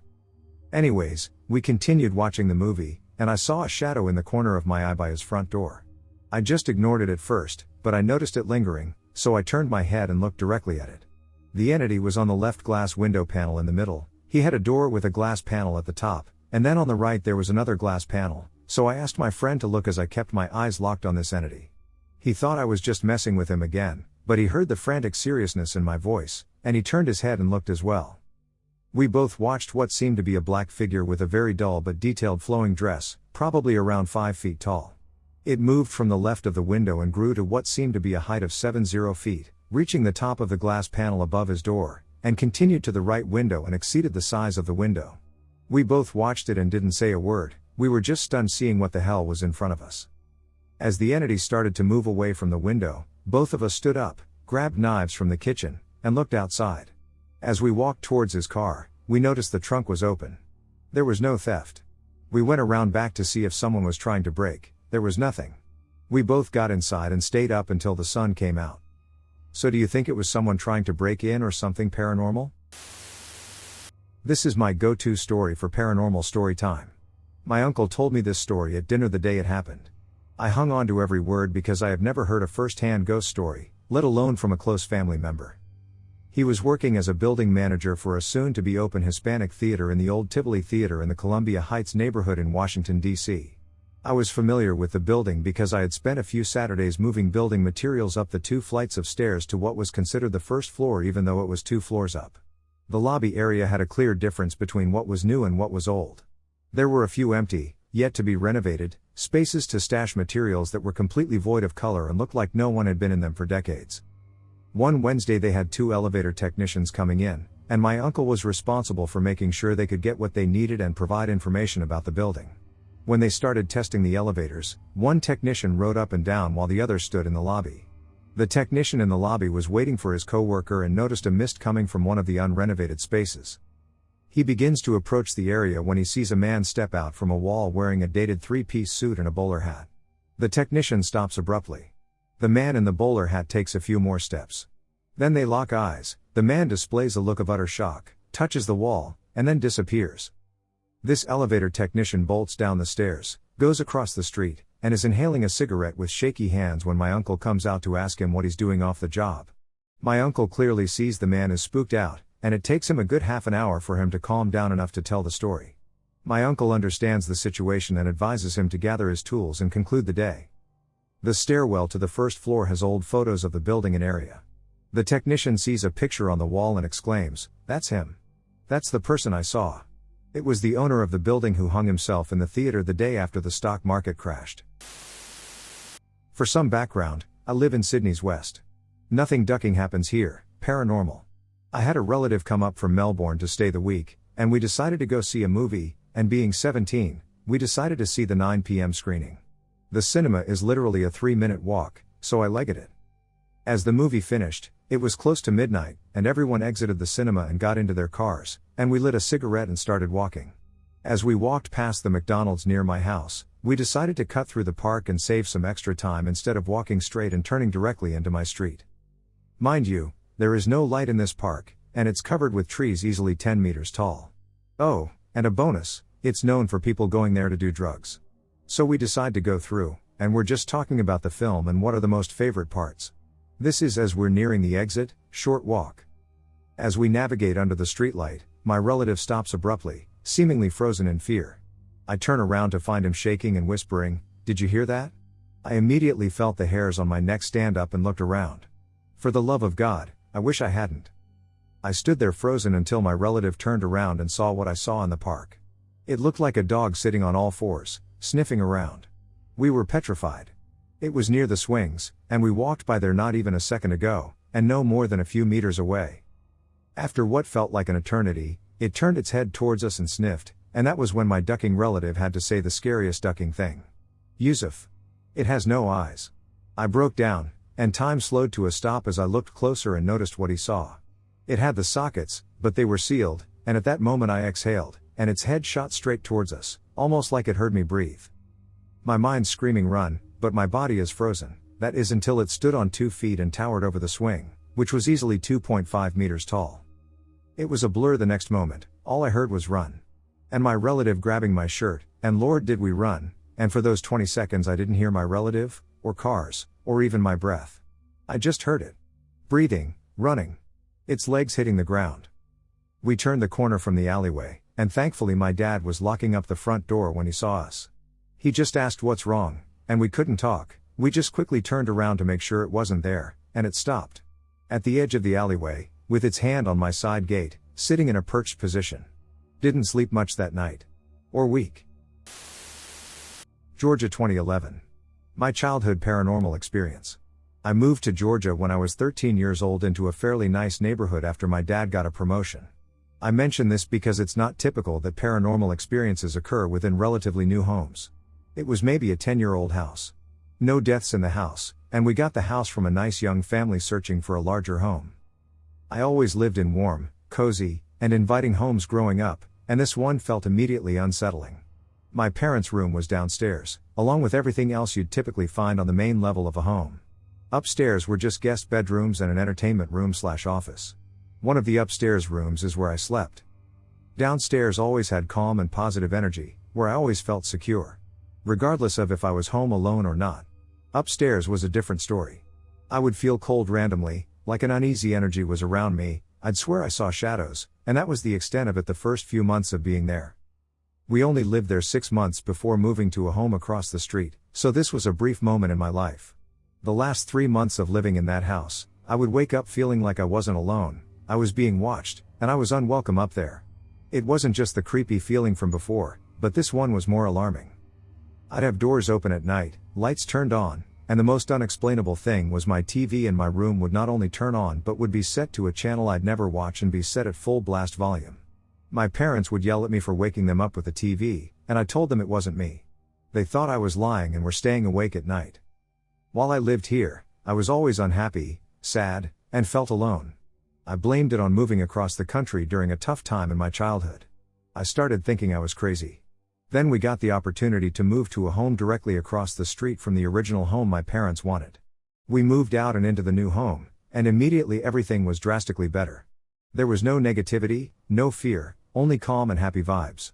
No experiences, and it remained this way until I moved out as a young adult, and eventually my folks moved. We met the young family who sold us the original home accidentally about a year after we moved out, and they learned we left. They told my mother that they were convinced the home was haunted and felt bad not saying anything. Items would be moved, electronics would turn on, and they always felt uneasy. My dad never believed it, but my mom did from that day on. Although I've always been skeptical, I've recently become fascinated with paranormal activity and find myself reflecting on my personal experiences. My parents sold that house to a Chinese businessman, who would only stay there a few times a year for business. The rest of the time it was empty. I'd look from the window of my new room to the window of my old room, and the house just seemed dark and happy that nobody was there. I wanted to hear what others had to say. This is 1000% a true story. I never experienced anything else besides this. The neighborhood was built on top of an old horse farm and possibly before that a plantation. Maybe the home was built on top of a gravesite? No clue. When I was 17, 2004, we had a terrible experience camping near haunted train tunnels and sites of sudden tragic death. Mother and son are drowning in the creek nearby. Drug dealers were killed in a state police shootout at a nearby hunting cabin, and of course, cheap labor killed building train tunnels. Shortly after nightfall, my cousin and I sat on the creek bank spotlighting fish. We heard and saw the disturbance made by invisible feet/legs sloshing towards us through water when we would turn our spotlight off, and it would stop when illuminated, but we could see the ripples in the water almost perfectly symmetrical and rhythmically headed towards where we were sitting on the creek bank. This scared us pretty bad, but we kept it quiet after a quick rationalization and joined the others gathered at the fire. As we made our way back, we heard the sloshing. We made it to where we were on the bank and stopped. Everyone else thought they were hearing fish we had riled up, but the behavior was wrong. It sounded and looked like an invisible person was wading toward us through the water. After the noise ended at the creek bank, we all saw the tall grass disturbed as something ran around the foliaged perimeter of our circularly cleared campsite. We then began to hear what sounded like someone talking to each of us, as in speaking gently into the ear of each person, the left ear if that matters, saying, "We shouldn't be there and we needed to leave," before finally addressing us directly and saying slightly more forcefully, "You need to leave." As we freaked out and started to run to our ATV, all four of us saw a tall black shadow man wearing what looked like a hat, relaxing against the front of our ATV. It straightened up when we saw it, and it saw us and hung there staring at us for a few seconds. No feet. The legs ended in sort of wavy lines, like looking above the fire at the heat waves. It was darker than the dark night behind it. The girl screamed, and it zipped like a flashback toward the train tunnels people had died in. After putting our story out there, I received a lot of feedback from people who have also had bad encounters in this area over many years. Even a guy I worked with, who I didn't know knew this area, told me that my uncle had hired him to trap in that area, and it was the only place he didn't check traps alone at night. He said the animals seemed to avoid that place at night. No less than a month later, my uncle, who owns the property, was up on the hill raccoon hunting at night with a dog. At some point, the dog was on a rock face up above him and knocked a large rock loose that fell and struck my uncle in the side of the neck. This understandably messed him up pretty bad and paralyzed almost his entire body, but he still had limited functionality on his left side. We could never figure out how he got himself back to his ATV, turned it around, and drove himself out of there. My uncle didn't text my mother unexpectedly until 2 or 3 years later, around Halloween, when my story began to circulate in local groups. You have no reason to take my uncle's character reference seriously, but he is a humble individual who engages in hunting, farming, and hard work, even going beyond his retirement as a millionaire. Honest, funny, and just an incredibly stand-up guy. He is easygoing but also no nonsense. In his text to my mother, he said, "I've never told anybody this before, and I probably won't again. The man in the hat the kids saw at the creek that night helped pick me up off the ground and put me back on my ATV and get me turned around." Until I heard that, I had always assumed that the shadow man was the one who was trying to scare us out of there, but thinking back on it, maybe he was the one whispering to us, telling us we needed to leave and possibly avoid something scarier and more dangerous. I was born into a Spanish-American household where I lived the first 3 years of my life in Spain. I moved to America after those 3 years but continued to visit Zaragoza, Spain, every summer while growing up. Ever since I was a child, I could feel spirits around me, and this always sparked my curiosity about the paranormal. So one summer while visiting, I told my family about my interest in the supernatural. That was when they told me about the abandoned pueblo of Belchite that was located within the Zaragoza province. It is known as one of the most haunted towns. But first, before continuing with my story, I want to cover some background on the place. Belchite was a town that was destroyed during the Spanish Civil War in 1937 and is home to the bloodiest battle during the Spanish Civil War.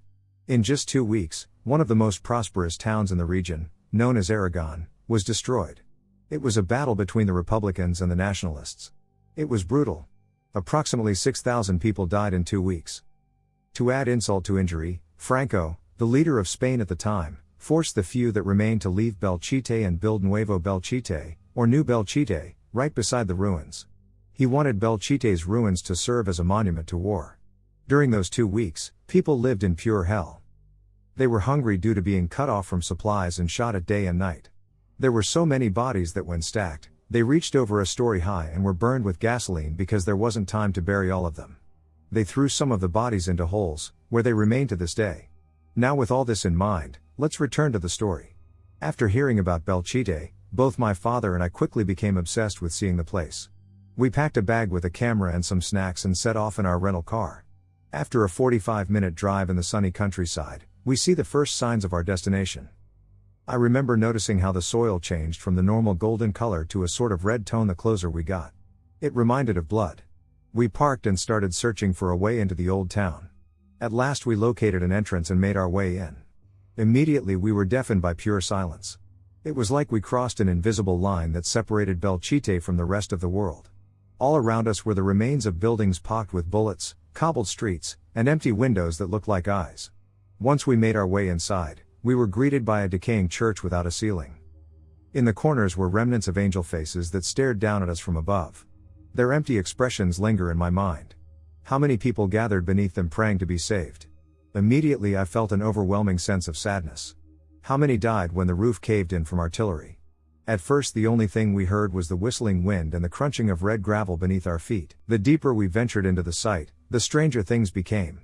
That was when we heard it, the clear but somewhat distant sound of artillery and guns firing, followed by silence once more. Initially we thought it was nothing more than our imaginations or perhaps some noises that carried from the roads nearby. We proceeded with our exploration and reached the town square. I remember the cobblestones beneath my feet and the eerily closed wooden doors of the surrounding buildings. I felt as though I was walking through an unseen crowd. As we walked about the streets, I took photos of the empty apartments and rubble. I could feel unseen eyes on me. I was flooded with the feeling of despair, gut-wrenching fear, and the anticipation of impending doom. Walking in the open streets, I felt exposed. On occasion my father and I could hear the guns and artillery again along with a new sound I couldn't dismiss. I heard the hum of an old plane above me. I scanned the sky and saw nothing. Chills ran down my spine at this realization. At one point we stumbled across a small stream in the middle of the town with a fig tree and a mound of rubble nearby. Right as we were about to pick a fig, we noticed all of them suddenly had ants crawling out of the bottoms. My father and I looked at each other, and I had this pit in my stomach. The words, "These fruits are for the dead," came into my mind. My eyes wandered over to that pile of rubble, and I noticed an old, white shoe that could have belonged to a child. I became transfixed by this old, tattered shoe. I remember picking it up and cradling it for a moment in my dusty hands before placing it in my pocket. A big mistake I would later regret. We circled the town, made our way back to the square, and noticed the onset of darkness. As night fell upon the town, Belchite seemed to come to life. I looked around at the ruined houses and buildings and noticed that they seemed to rebuild themselves. The walls began to look newer, and all the windows that overlooked the street seemed to be darker than the night itself. I walked below the balconies and windows, gazing up at the blackness they concealed, and felt as if eyes were burning into me. The souls that once took refuge in those houses were still there. I felt like I was back in time. On our way out, we spot something rather odd. In one of the second-story apartment windows, we see a lamp light ignite. The soft incandescent glow pierced the cold darkness. We watched while holding our breaths in complete disbelief. Who the hell is up there? I thought. My father whispered to me how it looked like an old gas lamp. We both got a strong impression that it was someone writing a last letter to a loved one. We gazed up at the illuminated window for what felt like 5 to 10 minutes. Suddenly, the light vanished, leaving us surrounded by inky black and a sliver of moonlight. We walked around the apartment and then realized that there was no way anyone could have been in the second story because the whole back of the building was blown out and the floor at that level had completely collapsed. All that remained was the front wall of the building, giving the illusion of it being intact. When I got back to my aunt's apartment, I reviewed my photos and found countless orbs throughout. I showed my family the shoe and kept it close to the bed I was sleeping in. That night I was plagued with dreams of a dead boy. I didn't realize it at first, but as the day went on, I thought it might be the shoe. The following evening I was taking a bath and felt a strong presence in the tub with me. For a moment I thought I saw the face of the boy from my dream in the bathwater. I quickly got out and threw some clothes on. I shuffled over to the bedroom, grabbed the shoe, and chucked it out of the balcony. It landed on the roof of a car.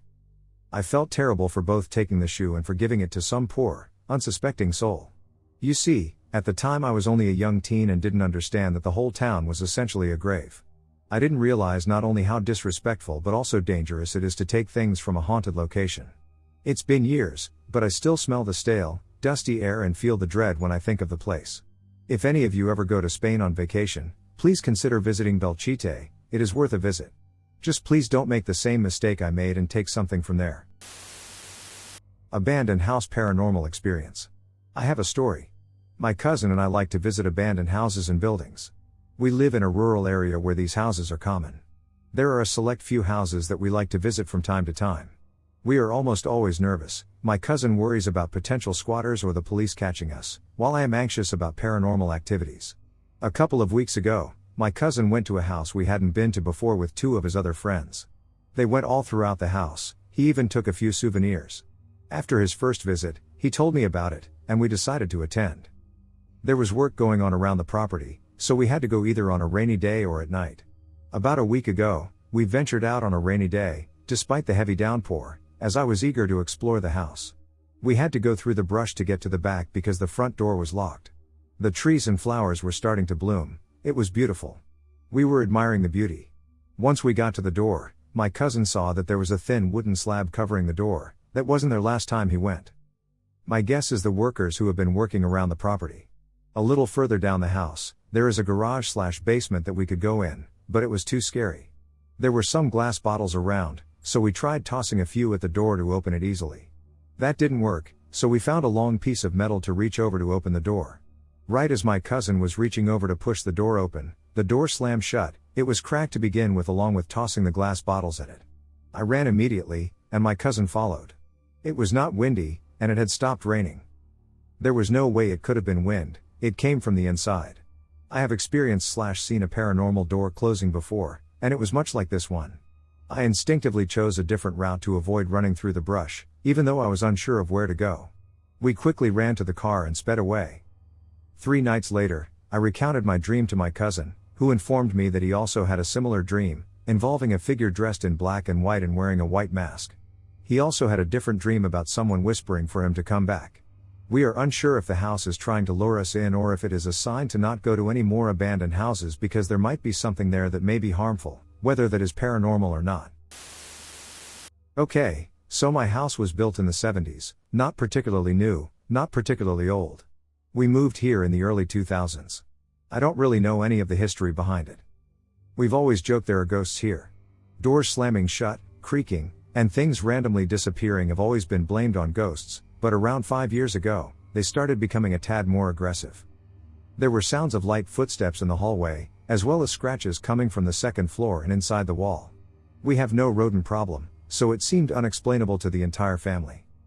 Then one day, around 3 to 4 years ago, I was home alone, sitting in the living room, when a loud bang appeared from the second floor. It was so loud I was worried the upstairs cabinet had fallen down on the floor. When the bang hit, my lights flickered, and the TV turned off and on. I could feel the shake all the way from downstairs.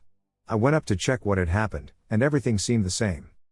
This has happened several times, and it is almost entirely identical.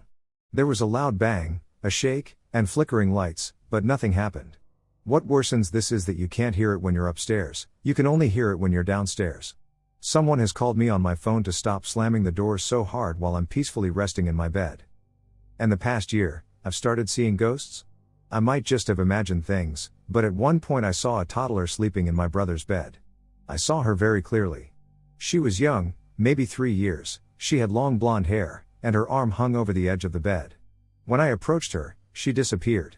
This was probably a year ago, but it still spooks me.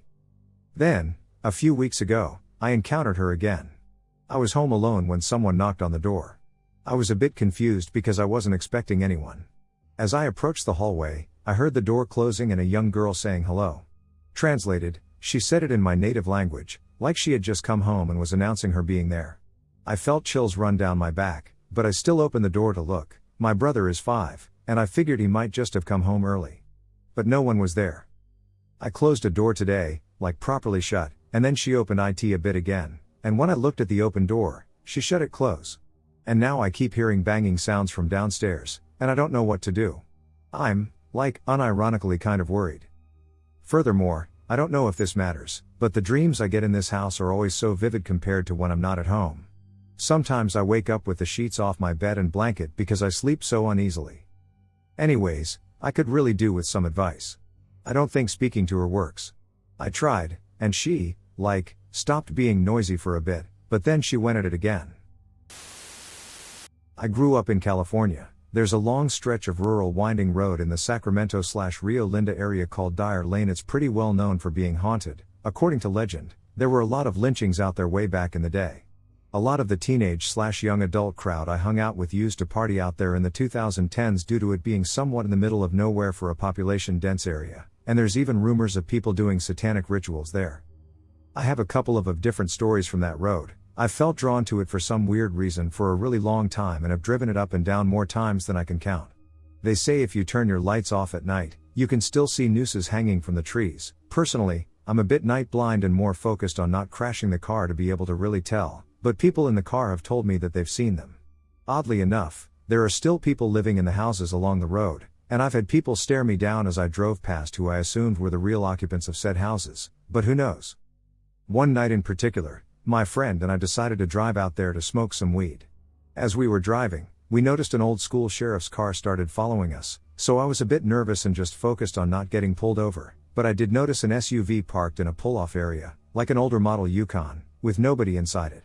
Like I said, it's a very windy road, and eventually we notice we don't see the sheriff anymore. Cool, time to smoke. Once we reached the end of the road where it intersects another busier road, we realized that it was no longer Dyer Lane, but rather some other street. Given its location in the middle of a farmland area, we decided to turn around and return to the main road. The sheriff's car is no longer in sight. It never flashed its lights at us. Sure, maybe it had just turned around, but we didn't see it driving away either. It's a long road that turns several times, but unless it had pulled into one of the driveways, there aren't many places to turn around, and there are no side roads it could have turned on. On our way back, my friend screamed as we passed the SUV, prompting me to quickly leave. After a while my friend calmed down and told me that they saw a person inside the SUV who appeared to have no face. Wouldn't elaborate any further. That was probably the scariest paranormal experience I had there. Another time, during the day, a group of friends and I parked at, coincidentally, as this happened way before, the turnout where the SUV had been parked, sort of a midway point of the road next to a huge radio tower. There's a trail that runs perpendicular to the road that goes on for what feels like miles, between a number of open fields. There's a very open view of everything around, a couple of trees, but nothing obscuring the view. We kept hearing an ice cream truck, It seemed to move from in front of us to beside us. Despite not being able to see it, we eventually concluded that it sounded as though it was attempting to guide us, at which point it promptly turned around and headed back to the car. That was a little creepy, but overall nothing really came out of it. A few other times I've heard weird noises driving with the windows down, but it's also a dangerous spot for illegal dumping, so I've been able to debunk a lot of stuff as running over random pieces of metal in the road. Never underestimate how damn creepy running over a thin piece of metal can sound at night when you're already on edge expecting creepy things to happen. And one time, for some stupid reason, I stopped and adopted a discarded baby doll with no eyes from the side of the road. Don't ask me to explain that one, because I can't. A couple of other experiences I had there were that during my years of addiction, I was drawn there several times.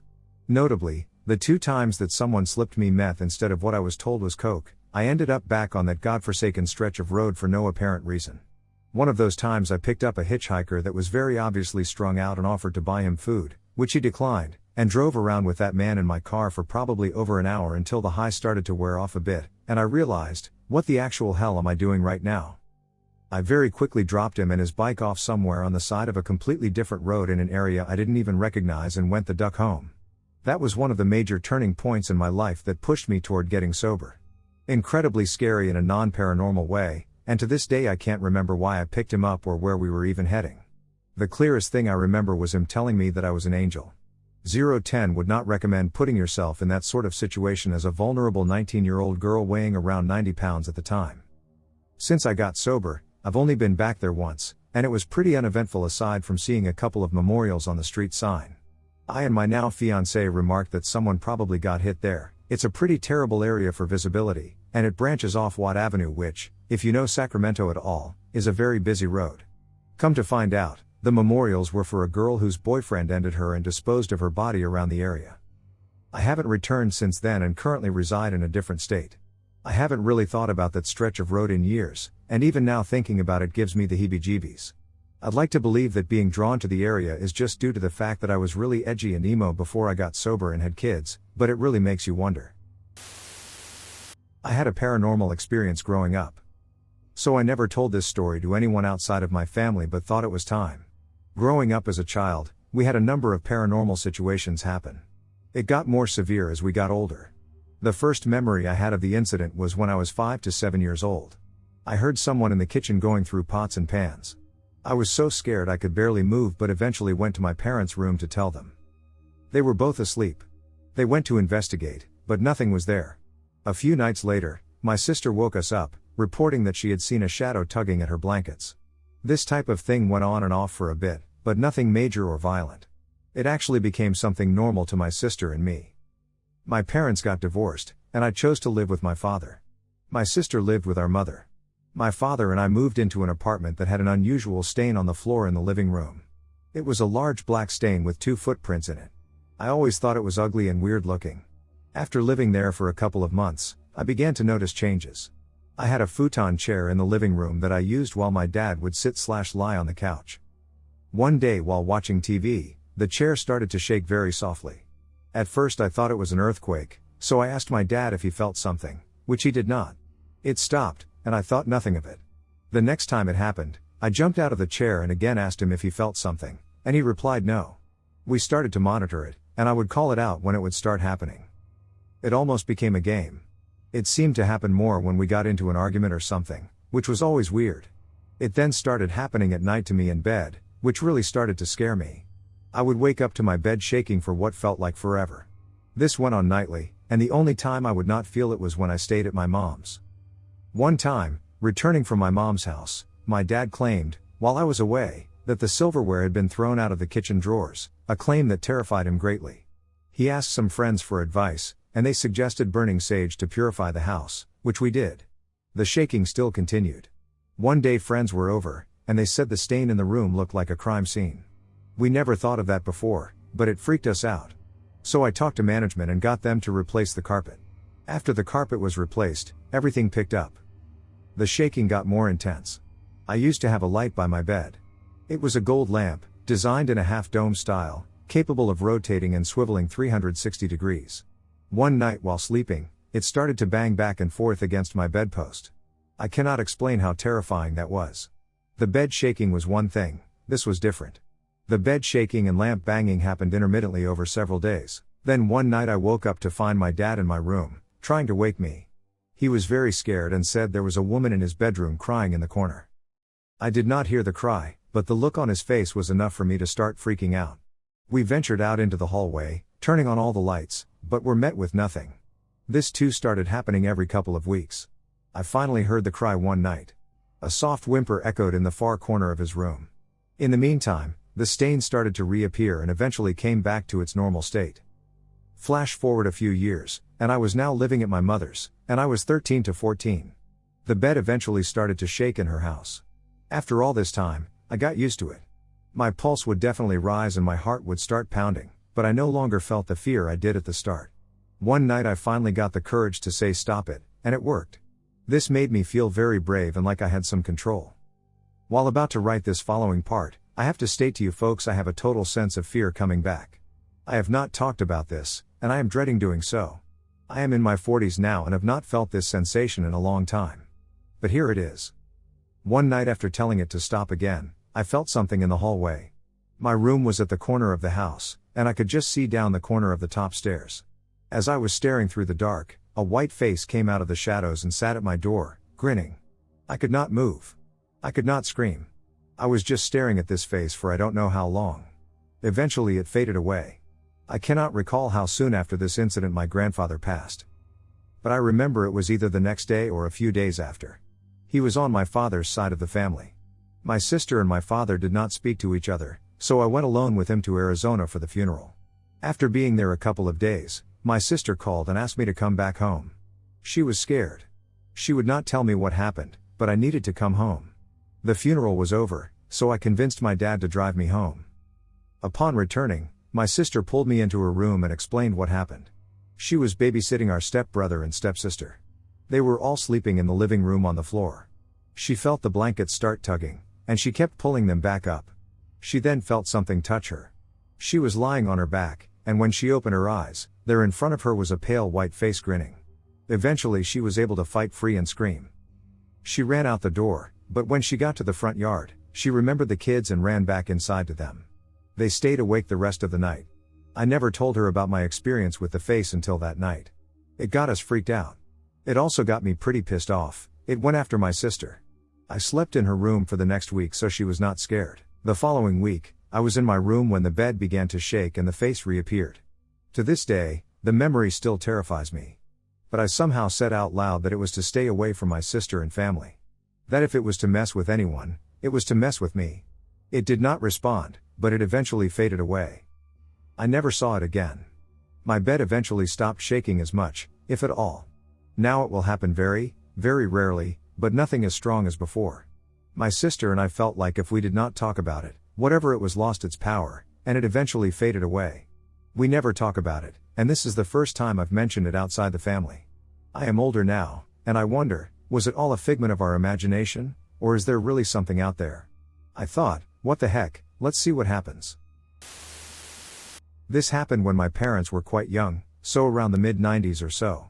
The story that both my parents swear that they experienced was that they were driving home from some sort of party and, at night, were driving down a road in my town, so I am very familiar with this road. As they were driving, my mom said she saw someone to the side of the road, not on the path but on the grassy area, and my dad didn't see it. But my mom insisted, so my dad turned around the road, which is now a roundabout, and they went back to this strange figure. My parents were staring at it, and even though it was night, the road was still busy, but no one else seemed to notice or care about this figure. Who my parents could now discern, it appeared to be a woman. My dad said she might have been old, but again he struggles to remember the precise details, and she appeared to be translucent and really pale in color, including her clothes. On top of being nearly see-through, the strangest part was that she appeared to be hovering or levitating instead of walking. My dad described it as normal walking. You can see someone bumping up and down, but this person appeared to just be floating and not being affected by the terrain they were walking on. But what scared my dad most was that he honked and shined his lights at the woman as they got closer, but she didn't react. My parents were so freaked out that they drove off. My parents aren't lying about this event, and although there is no proof, the way they tell the story to me has me very intrigued and interested. I just want to know if anyone has had a similar experience. Additionally, I thought it would be interesting to share this story with a wider audience. Thanks for listening. Something eerie in the desert. A few years ago, my best friend Jay and I decided to start exploring the desert near Debec, a tiny statutory town near our hometown with an immense span of BLM land and an adjoining wild horse preserve. As avid hikers and campers, this place instantly captivated us. It wasn't long before we found an amazing little campsite about 15 miles or so into the desert, far away from any light pollution and even cell phone signal. It's the perfect place with a small reservoir used in the late summer to water free-range cattle, an old corral, and a fire pit carved into the sandstone. We decided we needed to go camping as soon as possible and planned on having our first camping trip a few days later on my days off. Jay and his SO met me out there with our dogs, and the first day was a ton of fun playing around the book cliffs high above Grand Junction and sighting wild horses. We returned to camp late in the afternoon and had a nice time cooking dinner and telling stories around the campfire. Soon darkness fell, and I realized that I was feeling uneasy. Not wanting to ruin the fun for my friends, I told them I was worn out and needed to turn in. I returned to my tent with my 2 dogs and snuggled in, the feeling of unease tightening my shoulders. I couldn't shake the feeling of anxiety, so I did what I do best and chose to ignore it, turning on a movie I downloaded on my laptop. As the intro played to my movie, I caught movement out of the corner of my eye. I paused the movie and stared behind me. I saw what looked like the bobbing of a flashlight behind our camp near the dirt road. The light danced for a few minutes before disappearing. I looked beside me and saw my dogs were still sleeping peacefully and chalked it up to my imagination before returning to my movie.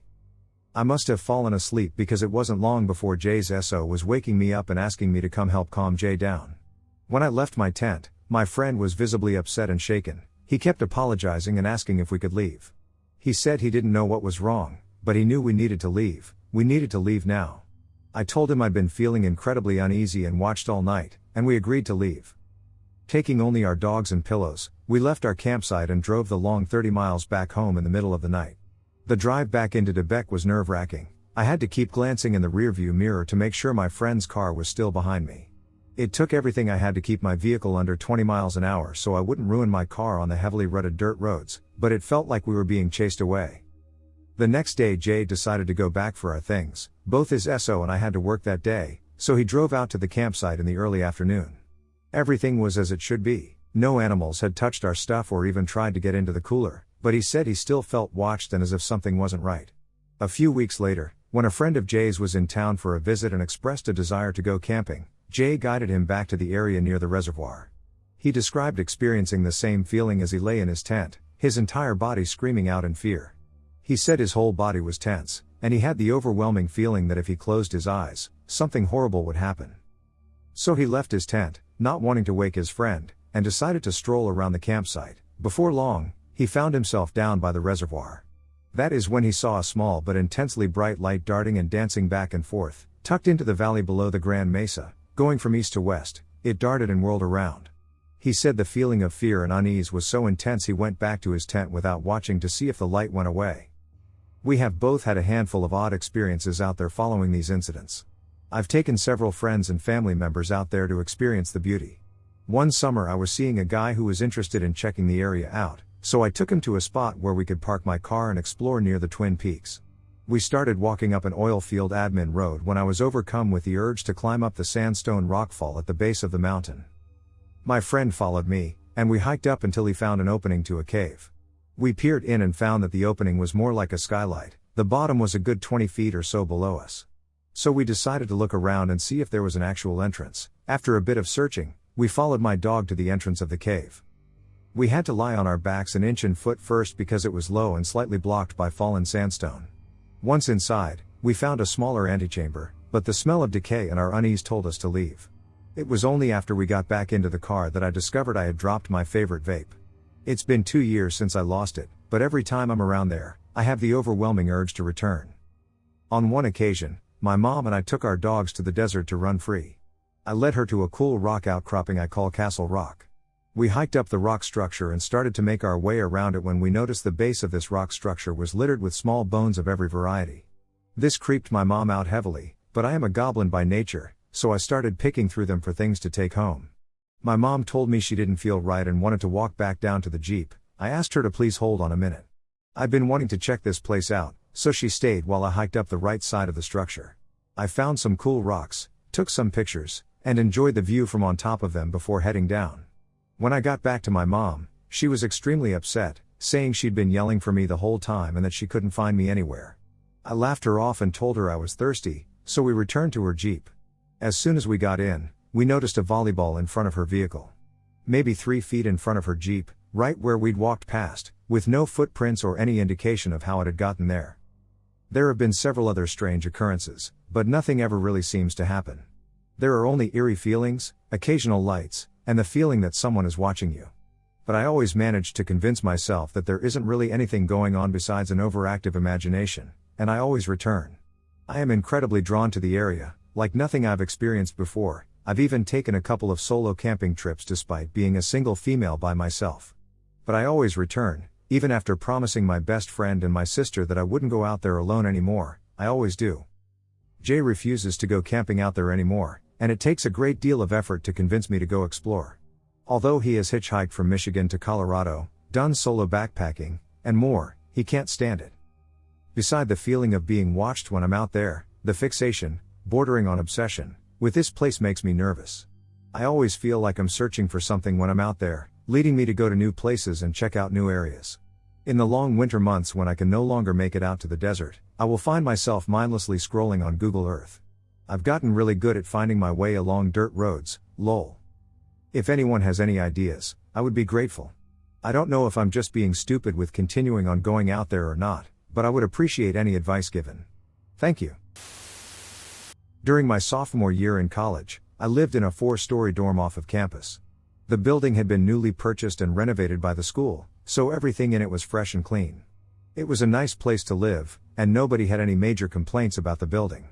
From the outside, you could tell it was old, but that was the case for most structures in the city. I had my first and only experience there. It was about 9 p.m., a weekday, in the middle of October. That day I am completely sober and very much awake. I had just returned from studying for a midterm with friends in the library and had purchased a pizza on the way home for me and my roommate. It was my turn to bring the food. I get through the main entrance and greet the RA on duty. After chatting a little bit, I decide to take the stairs instead of the elevator. I enter the stairwell, which was well lit and nicely decorated. There was nothing creepy or dark about it. The whole inside of the building smelled like new paint and carpet. The same applied to the stairwell. I walk up the first flight of stairs, and after about 4 or 5 steps, I see a young woman behind me out of the corner of my left eye. She had blonde hair with her head down and her hands to her sides. Although it was strange that I hadn't noticed her come in immediately after me, it wasn't something to dwell on. There was nothing eerie about it. I keep walking. By the second flight of stairs, she had closed the distance. I could smell her perfume, vanilla and cherry, and feel her breath on my neck.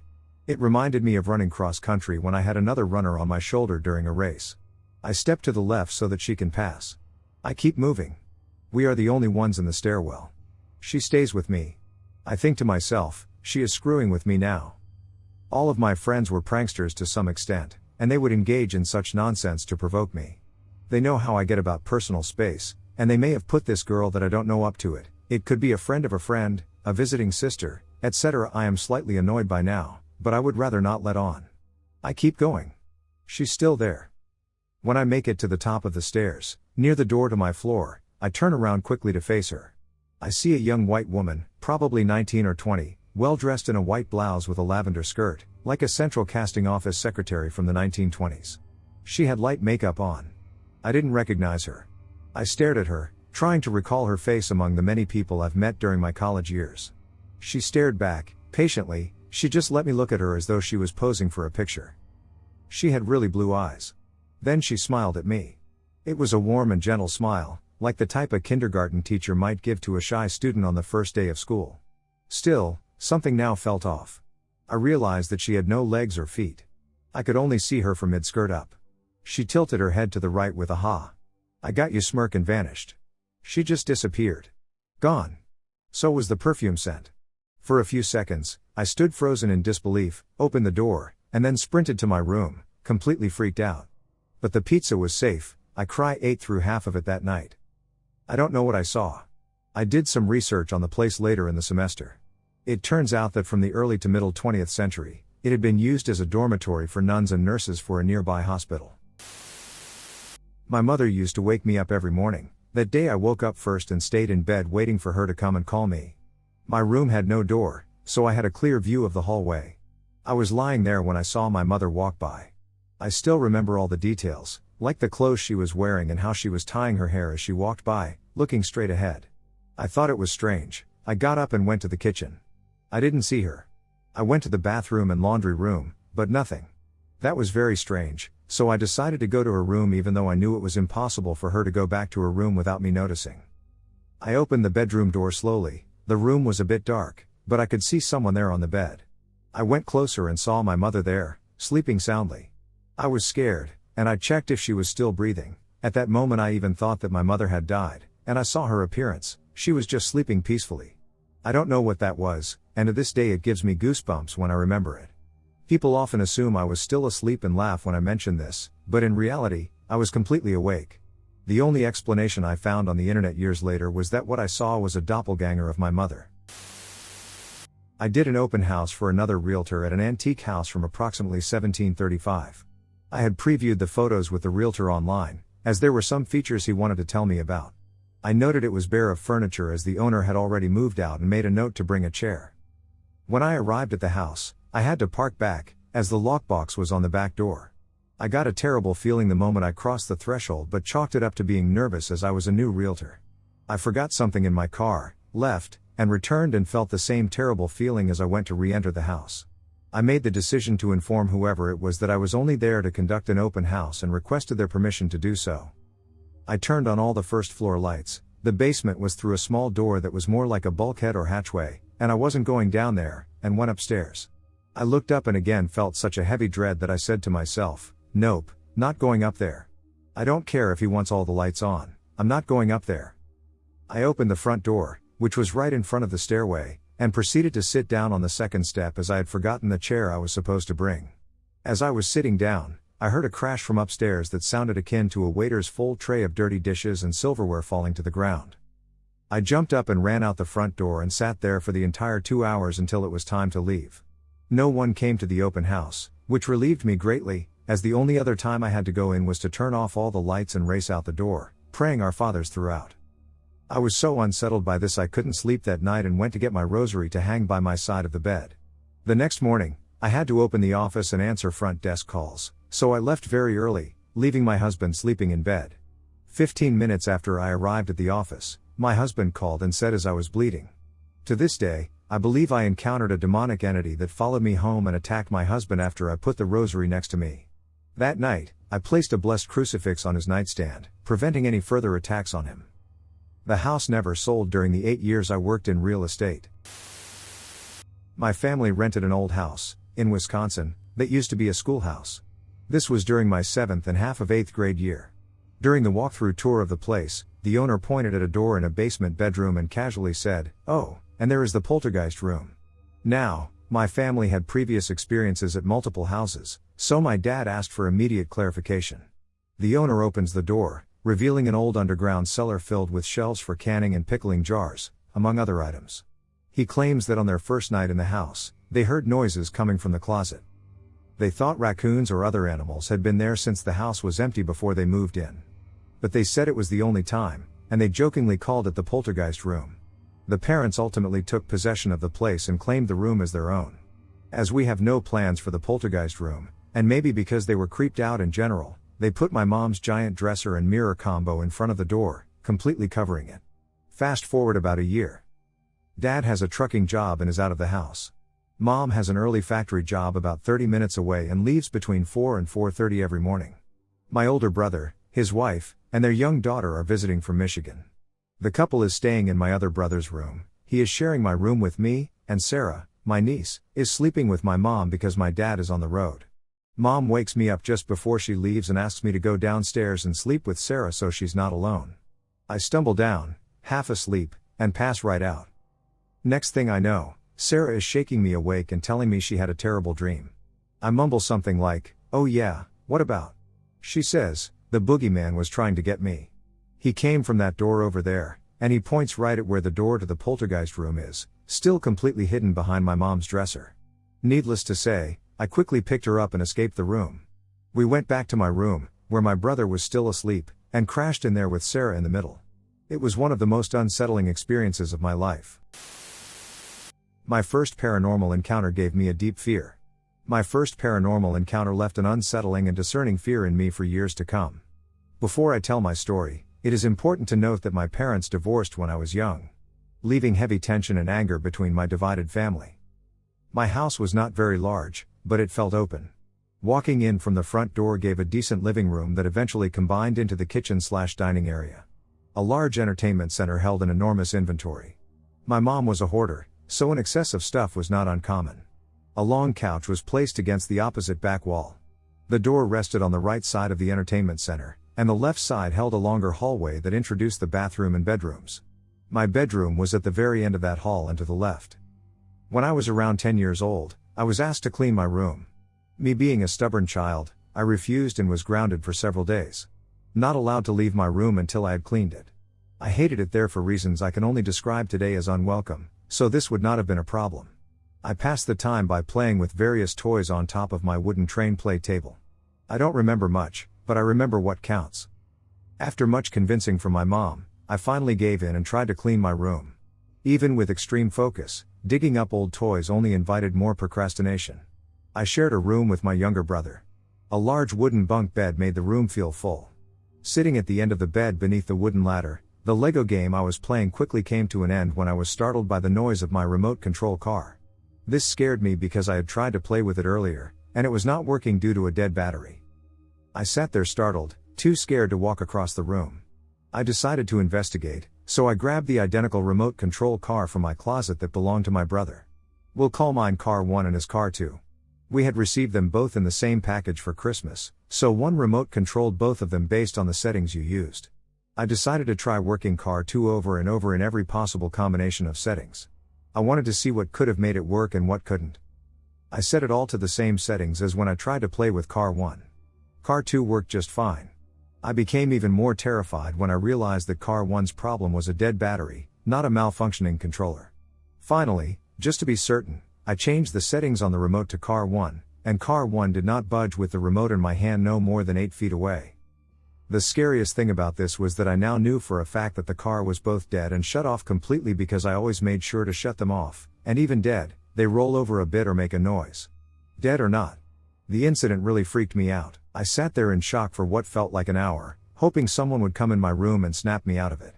I got that uneasy, unwelcome feeling as I usually did and, with a shaky voice, out loud said, "If that car moves one more time, I will run out of here screaming and go to my dad," inviting the idea of my absence. Without a second to spare, the car speeds up and goes all the way across my play table. I fell back and sat in absolute shock. Unable to move or speak for what felt like an hour, I finally dropped everything and ran to my mom, hugging her and crying. Nobody believed me. My family went through amazing lengths to try and debunk everything I told them. My older brother even charged up the car, went outside to the window just above the table, and hit every angle until it moved, telling me it could have just been a signal from a neighbor or something. That, of course, was not enough to settle it for me, but I pretended it did so they would stop worrying. About a week later, I found myself home alone after school, so I invited inside the friend I walked there with. He was helping me fold sheets in the living room when we stopped mid-sentence at the sound of floorboards creaking down the hallway right next to my room. He was even more scared than I was, thinking a stranger was in the house. We were trying to be as quiet as possible when we calmly grabbed the house phone and walked out the front door. We waited maybe 15 minutes for police to show up. The police showed up and did a full sweep of the house.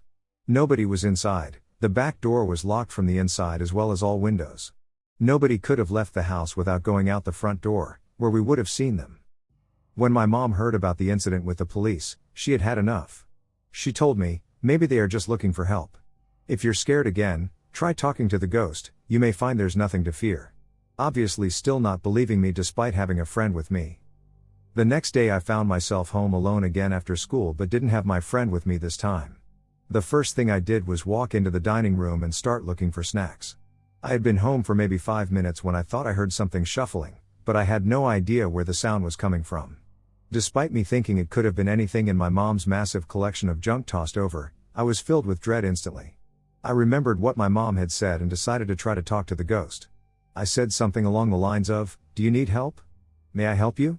My mom said I should try to talk to you. There was only silence. Somewhat at ease, I made my way over to the end of the couch facing the entertainment center, ready to watch TV. I rested my right arm on the couch's arm with the large TV remote in my left hand. I could not see down the hall, but I did not want to. Before I even had a chance to turn the TV on, I heard it. The creaking startled me so bad my arm became cemented to the couch. It was so heavy, I didn't dare lift it. After decades of time, I mustered up the courage to speak once again. "Can I help you?" "Nothing." This is the part that terrified me for years to come. The terrifying understanding of an afterlife and the different ways we coincide. After hearing nothing, I felt relieved. I started opening up to the idea that I could be wrong but had to be sure. Just like with a remote-controlled car. Now, more confidently, I say, "If you are there, show me a sign that you are here." And just as the words leave my mouth, a small touch lamp at the top of the entertainment center flares up and bursts, throwing glass everywhere. The light was not on, nothing else on the entertainment center with it had reacted or been on, it was the one light. Subsequently, the second touch lamp on the opposite side of the entertainment center activates and then switches off. I had never felt so terrified, so glued to my seat. I was in such pure shock that I could not move my arms. I could not breathe. I felt as though my life was in peril, and there was nothing I could do to prevent it. The feeling of pure hopelessness and terror kept me down like I was anchored to the bottom of the ocean. The whole incident had built up so much suspense over the past week that even sitting, I could feel my whole body trembling. I wanted to dart my eyes around the room, but I couldn't. My eyes remained stuck. I wanted to run, but my legs wouldn't move. The house phone was sitting on the entertainment center across the room. I sat there sometimes closing my eyes. Quiet tears would streak over my face as I sat there for hours. Time had never slowed down so much in my life. My heart felt like it was about to burst from my chest. I closed my eyes, took a deep breath, and lifted my arm just slightly from the couch's arm. I was so scared to make any sudden moves. I felt like if I moved, I would be attacked or have another scare. I slowly lift my left hand off the remote and noticed that my palms are dripping with cold sweat. When I gazed down at my watch, I tried not to cry at the realization that it had only been 20 minutes. Nobody would be home for at least another 45 minutes. My throat felt so dry. I stood up, walked towards the entertainment center, grabbed the phone, and walked out the front door. Just facing that demonic furniture set helped me gain some courage, but once I was outside, that's when it finally hit me. I burst into tears, sobbing loudly with blurred vision as I dialed my mom's number. I was so scared, she rushed home in 5 minutes. She found the broken glass, and some stuff was knocked off the dining room table. My family still never believed me.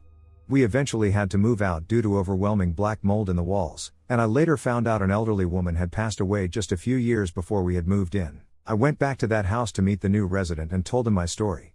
He said that he had seen picture frames swinging from the walls and didn't stay in that house for much more than a year.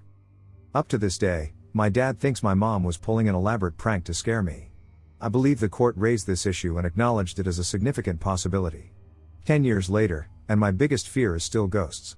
Just that overwhelming sense of helplessness as the paranormal conspires around you. I recently faced some paranormal activity in a small business. Although walking up to a swinging door is a little different, it still helped me get over my fears just a little bit. As I reflect back on this, it was not the most terrifying of incidents. But when you are a scared 10-year-old boy facing the unexplained and nobody will believe you, that shit can haunt you worse than any ghost. White figure in a field. Many years ago, my high school friend and I went walking in this haunted field. I never found out how my friend knew it was haunted, other than her friend's mom, who was a medium, supposedly saying someone had died there. It was a huge field behind several businesses. The field seemed out of place, as the surrounding areas were businesses and residential neighborhoods. We were walking directly in the middle of the field. We were out of sight from the street/buildings, but close enough to run back if we needed to. I started to feel an eerie feeling. We got closer to the farther end of the field, and all of a sudden there was a strange kind of screeching noise that I'm unable to recall how exactly it sounded. I look up for a millisecond and see a very tall white figure, flailing like a snake, rapidly in the distance. It looked much thicker than a snake would, it almost resembled a sheet moving faster and wigglier than an inflatable tube man. It's extremely hard to describe because I didn't bother looking for more than a second before we both turned around and bolted out of the field as fast as possible. I have no idea what it could have been to this day. I'm a skeptical atheist who just had a very intense paranormal experience. It happened a few days ago, and every night since, I've had trouble convincing myself it was something other than a paranormal experience. Quite simply, I was asleep and then immediately awoke. It wasn't like waking up from a night terror or hearing noises. Instead, I jolted awake, as if a primal force within me was urging me to fight or flee. I was awake, fully capable of moving, and I felt a firm, cold body lay itself next to me. As you would expect, I wanted to desperately sprint out of my room but was so terrified that I felt myself lie perfectly still, the type of stillness where all of your muscles are uncomfortably flexed and tense. I felt a painful set of fingers scrape themselves down my bare back from my shoulder blades all the way down to my lower back. It was at this moment that I knew I needed to move, so I forced myself to ninja myself out of bed, panting as if I had run a marathon. I didn't see anything, but I clearly heard and felt a swift gust of chilled wind blow across my face towards my door. I stood there for a moment in utter shock and immediately called a friend. I'm not sure why I'm writing this here, but all I can say is that paranormal experiences are easy to mock, but much harder to live. Anyway, there you go. The scariest thing I've experienced was the demon that inhabits my friend's house. It was an old farmhouse in southwestern Pennsylvania that was built in the very late 1700s. The first day I went into the house to help him move a couch in, he asked if I wanted a tour. I agreed. I have had significant paranormal encounters throughout my life, and for the vast majority of them, when something is happening, there's something I call the dread feeling. It feels as if everything becomes still, there's absolutely no sound at all, even that faint ringing in your ears is vacant, and there's an intense desire to flee. As I'm walking farther into the house, I place my right foot on the first stair leading to the next floor. The feeling of dread I encountered at that moment made all others pale in comparison. I've known this guy since I was 9, and he's never believed in the supernatural. However, due to the extreme feeling of dread, I inquired, "Have you had anything weird happen in this house?"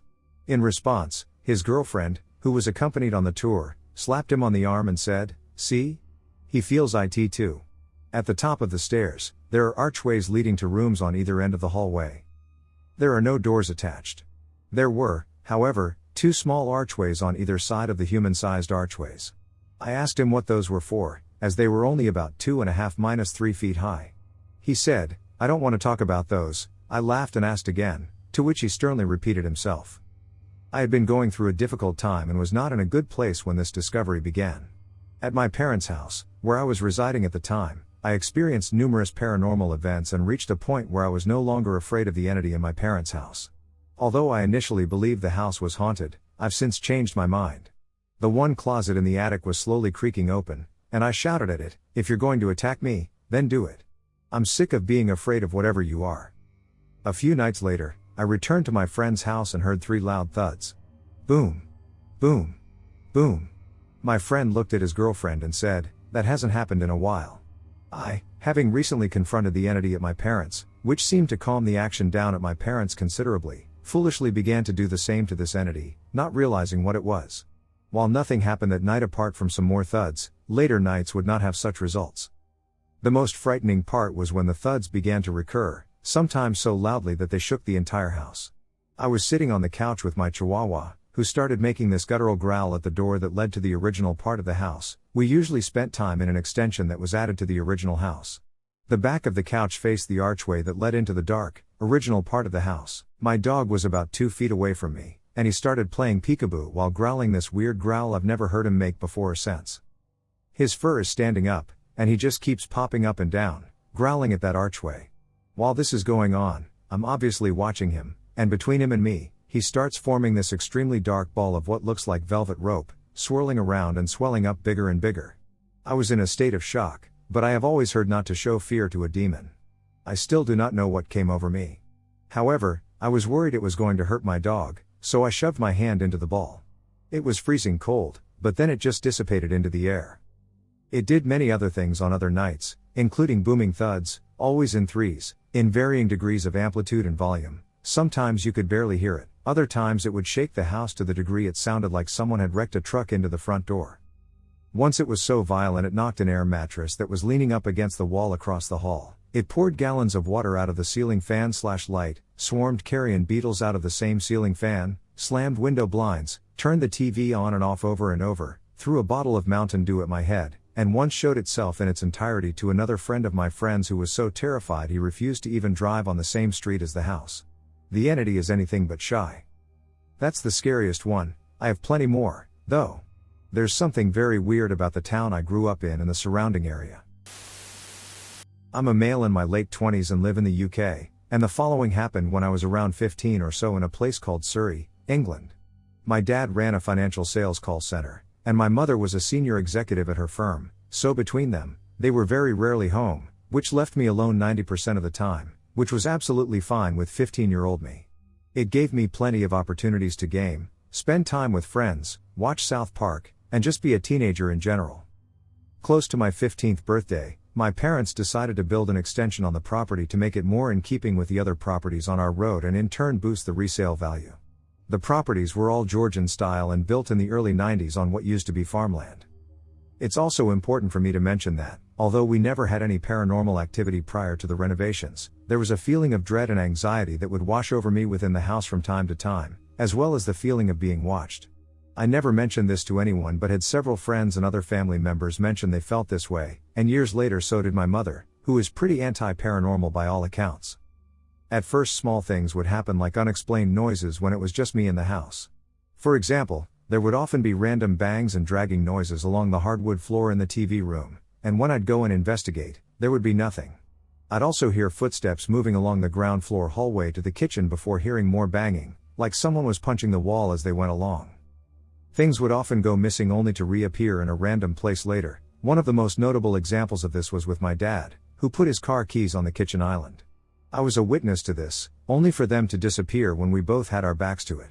We searched everywhere, including the fridge, only to find them in the evening in the fridge, where we had already checked. 2 of the renovation team refused to finish the house, saying, "There's something not right about your housemate," to my dad. When my dad asked the other construction workers, they said the 2 had seen a black figure staring at them in the kitchen. I only found out about this 3 years ago. Things only got worse after the renovations finished. I began hearing footsteps pacing the hallway outside my room at all hours of the night when it was just me at home, and that's when the breathing started. I'd be lying in bed trying to fall asleep when breathing, progressively getting louder, would emanate from the far left corner of my room. If you can imagine the room being in a square shape, the head of the bed being against the bottom side of the square, and my door being on the top right-hand side of the square, the breathing would always come from the far left corner and would happen every night until I eventually told my parents about it. They asked me to brush it off, and for the next 2 days it didn't happen, only to reoccur consistently and closer to my bed once again. I can only explain the feeling it gave off as pure hate. The strangest thing, though, that ever happened in that house was when I heard my mother call my name repeatedly from upstairs. The only problem was that my mother was hundreds of miles away visiting family, and once again I was home alone as my dad was away with work. The voice started off normal, but as it repeated itself, it grew more and more synthesized, almost like someone or something was trying to do a very good impression of my mother's voice but falling further and further away from the mark. In the end, it had almost a robotic tone and grew monotonous but with the same intonation as my mother. This frightened me so much that I promptly left the house to spend several hours with a friend, only to return around 11 p.m. I got into bed, still wary, and I'd say within half an hour of lying there, the door opened slowly, and a figure walked into the doorway. It was my mum, though she didn't look right. The moonlight through the window illuminated her face, making it appear almost blurry. Her eyes were completely and utterly wrong, they seemed inhuman. I can still feel and remember the terror. I've got goosebumps just writing this. She mouthed something I still can't figure out, then backed out of the doorway and into the hall, as if someone hit rewind. I'd just like to assure everyone that I don't drink or do drugs and certainly didn't as a 15-year-old. I've not really discussed any of these things in person for fear of being labeled mental, and to be quite honest, for a long time I did put things down to me maybe going through some kind of psychotic episode, but mental illness doesn't run in the family, and nothing like this has ever happened to me elsewhere. I have also had other family members, such as my uncle, share his experiences with the house. Apparently, when he came over to feed our cat during our holiday, he saw a figure peek around the corner of the kitchen, only to swiftly move out of view before footsteps banged up the corridor. Thinking it was an intruder, he followed, but no one was there, and the house was freezing. It had dropped temperature extremely rapidly. My dad also had terrible sleep paralysis and nightmares after the renovations, something he hadn't had before since living at that house. He also heard a woman shouting incoherently in one of the new bathrooms, and a man's voice said, "Victim." The incident occurred in the kitchen during a time when no other men were present in the house. Luckily for me, we moved out when I was 16, and I've never had anything like that happen since. My paranormal encounters while growing up in my home. I can't sleep with the lights off anymore. It's exhausting, and the only time I can get any real sleep is while the sun is up and the house is lively with family. I've always been a little afraid of the dark for as long as I can remember, and I believe it stems from encountering paranormal events at a very young age. For example, my mother likes to tell the story of when she came into my room one morning to wake me up. I was very young and don't recall this memory at all. Apparently, she asked me how I slept, and I told her that I was scared, but the lady said it was okay and to go back to sleep. My mom likes to think it was her mother who recently passed. Ever since then, my mom would find me out of my bed and in my sister's crib in the mornings. Fast forward a couple of years, and I and my sister are both in twin beds now. As we slept, we had a night light with an ocean scene that looked like the fish were swimming as they followed the wavy track around and around on its faintly audible motor. I loved that night light because it gave off a surprisingly bright blue glow throughout the whole room, and it didn't leave any space unlit. I felt safe in the soft glowing light and had no trouble falling asleep, but one night I was abruptly woken up with the intense sense that someone was watching me. I opened my eyes to see a young girl around my age sitting at the end of my bed just staring at me. I can still see her in my head clear as day almost 16 years later. She wore denim short overalls with a white t-shirt and white tennis shoes and a denim floppy hat with a flower pinned to the front to hold the flap back to expose her thick brown bangs and short bob haircut. Her face was neutral, and she just stared at me as I lay frozen in bed with the covers up to my chin. A million thoughts ran through my head at once, like, how can I wake my sister without moving, and if I run, will she follow me? I eventually concluded that she might not even really be there, so I slowly pulled the covers over my face and desperately hoped it was just my imagination. After what felt like a lifetime, I slowly poked my eyes over the blankets to find that the girl was still sitting there in the exact spot with the same expression, still watching me. I was petrified. I pulled the blankets back over my head and lay completely frozen. My muscles ached from the tension of trying not to move, sweat quickly formed under the suffocating hot blankets, and eventually, miraculously, I fell back asleep. Other than the unmistakable feeling of something paranormal roaming through our home and the little things like our personal items going missing and never to be found again, mostly jewelry, and weird glowing orbs showing up in the background of pictures taken in our home, the next encounter I specifically remember is when I was home alone and was taking a shower in the afternoon. I was preoccupied with numerous thoughts, including homework, boys, and my lunch plans for that day. I specifically remember not feeling uneasy or having any thoughts of paranormal things at all. So I was lost in my head and drying off after my shower.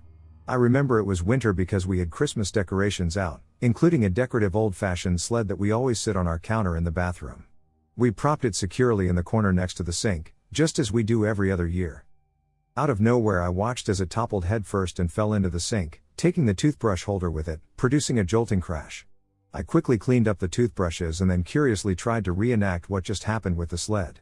I couldn't see how it would fall that way. It should have slid from the bottom and landed on the back. Moving on to about a year later, it was early morning, and the house was alive with me and my sister getting ready for school and our parents hurrying to make it to work on time.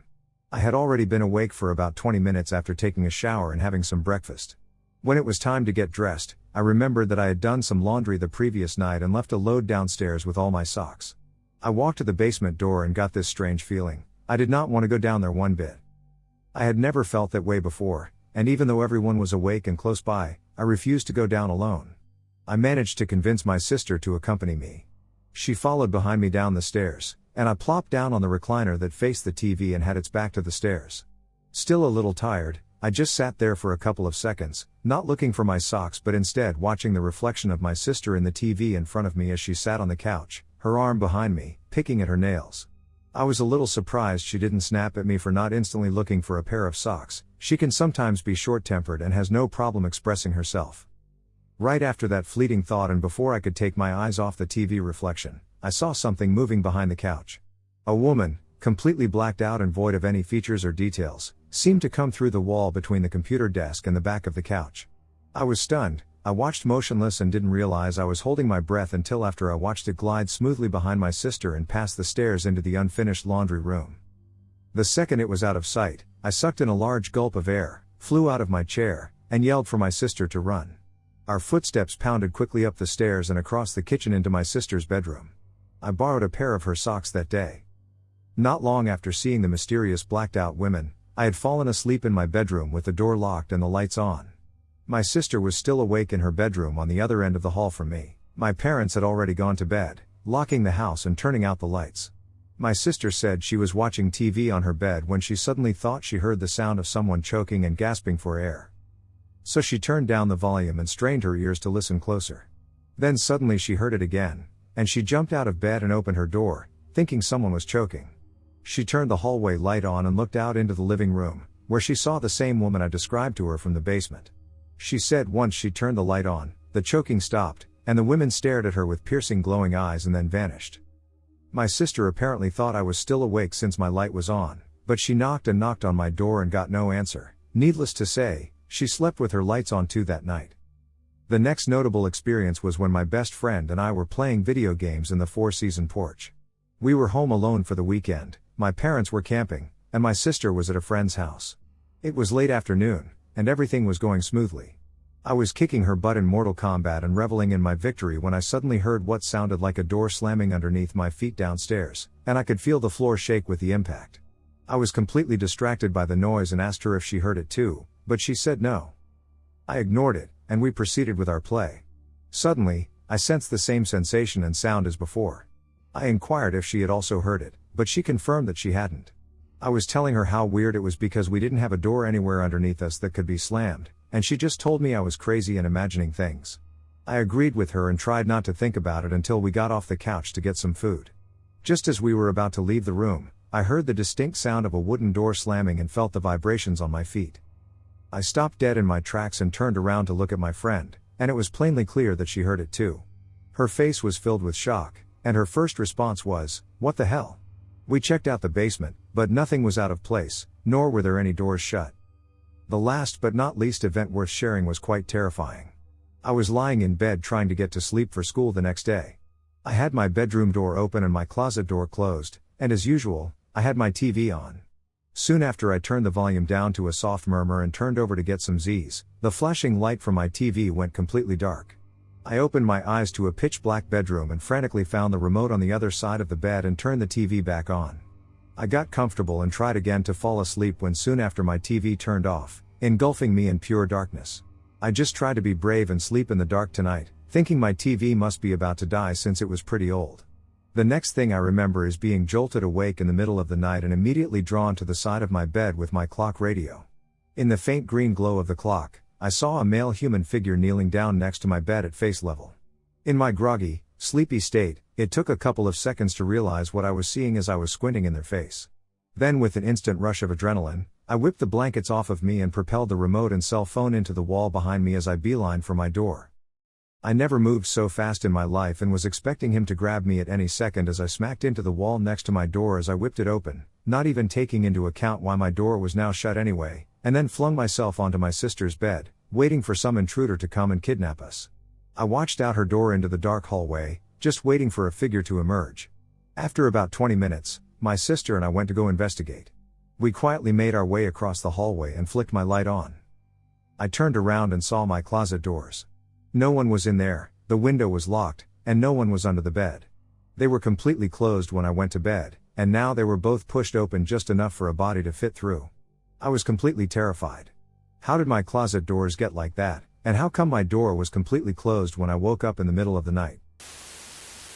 I was always a believer from a young age due to my parents' experience dealing with the paranormal, but it wasn't until I had my experience that I knew for sure that it was real. Anyway, my mom and dad, who have been separated and on bad terms since I was 5 years old, both told me the exact same story about paranormal activity happening in the home they lived in before I was born. I believe my dad told me the story for the first time when I was around 12 years old, and out of curiosity, I asked my mom about it, and her description was the exact same. The home they lived in before I was born had this presence who would occasionally appear upstairs and just walk down the stairs and go straight into the bathroom just to disappear again. The same entity, perpetually trapped in the same loop, would frequently appear. Both of them could see it at the same time. About 10 years ago, when I was 17 years old, my grandma passed away. A few weeks later, at 3 a.m., I went upstairs to the bathroom. When I came out, I noticed a floating blue/purplish orb that was shining in a way similar to the sun at the top of the kitchen wall. For some strange reason I didn't even get scared and felt at peace staring at it. After looking at it for a while, I walked back to my room downstairs, and it was only at that moment that I became shocked and was wondering what the hell I just saw. When researching orb color meanings, I quickly found out that the orb I saw signified tranquility and spiritual guidance, which could explain why I felt zero fear staring at it. My dad also has a ton more stories about paranormal events. He spent many years of his life doing psychic readings and was extremely gifted at predicting things ahead of time. He mostly did tarot readings on himself, but the occasional times he would do it to other people, he often predicted specific events that would happen to them. When I was 16 years old, I convinced him to read over me, and what he told me was that I would have a bike accident very soon. A few weeks later, I was leaving for work, and my dad had this strange behavior before I drove to work, where he asked me to be extremely careful on the road despite the fact that I was a 2-minute drive away from my job. I thought it was strange coming from him up until I got into a pretty serious accident. He later told me that he knew I would have a car accident and only told me that it would be a bike accident to avoid stressing me out. I and my girlfriend felt the most evil thing in existence emanating from the other side of the door. I'm not a big believer in paranormal things whatsoever, but what happened 3 days ago has changed my mind permanently about spirits and non-living energies. I've never felt such a fear in my entire life, and I've been in technically much more dangerous, life-threatening scenarios, but what I felt that night had me and my girlfriend both absolutely paralyzed in fear. For clarity, I'll refer to my girlfriend as A. A's parents usually ask us to watch their house for them whenever they leave for a little getaway or to go camping with her younger brother. But their house has always had this weird, uneasy undertone to it, and we've experienced several creepy incidents there, more than in any other place I've visited. An example of this is when, a couple of months ago, we both spent the night in my A's old room while her parents were out of town. It was about 1 a.m., and we both woke up at the same time randomly, having fallen asleep a couple of hours before. We looked at each other, and I said, "Did you also wake up for no reason?" And she said, "Yeah." Immediately after my question, the door handle's latch clicked, causing it to fully close. And that made no sense because there was no draft of anything in the room. And then what felt like around 10 seconds after we were just looking at each other dumbfounded, we just felt this presence standing right outside her bedroom door. Like, you know what it feels like when someone's watching you? She and I just stared at each other. I was like, "Are you feeling this?" And she said, "Yeah, it feels like someone is just staring at us through the door crack." We just sat there in silence, waiting for anything else, and then it just sounded like shuffling outside of her bedroom door.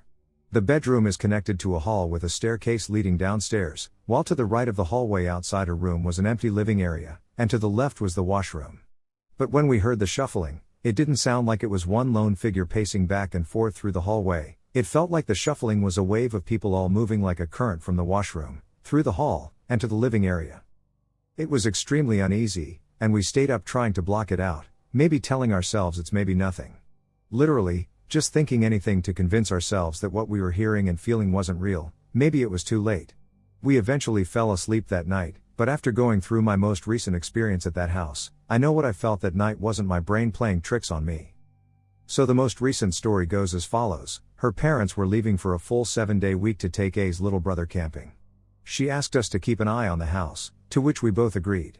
Every day was proceeding smoothly, with the exception of the 5th day. We both had a day off that day. The day started off totally normal until about 11 a.m., right after we had breakfast, when all of a sudden we had a light disagreement, but for absolutely no valid reason I blew everything out of proportion. I'm genuinely a very laid-back guy. I very rarely get into disagreements, and when I do, I know how to let them go. And what I got upset about was not worth the reaction I was giving it, and I don't know why. It was literally about us not having any Kleenex in the house, and a said just to use toilet paper. Clearly, this shouldn't be an issue, right? I don't know why. It was followed by the biggest psychotic break I've ever had in my entire life.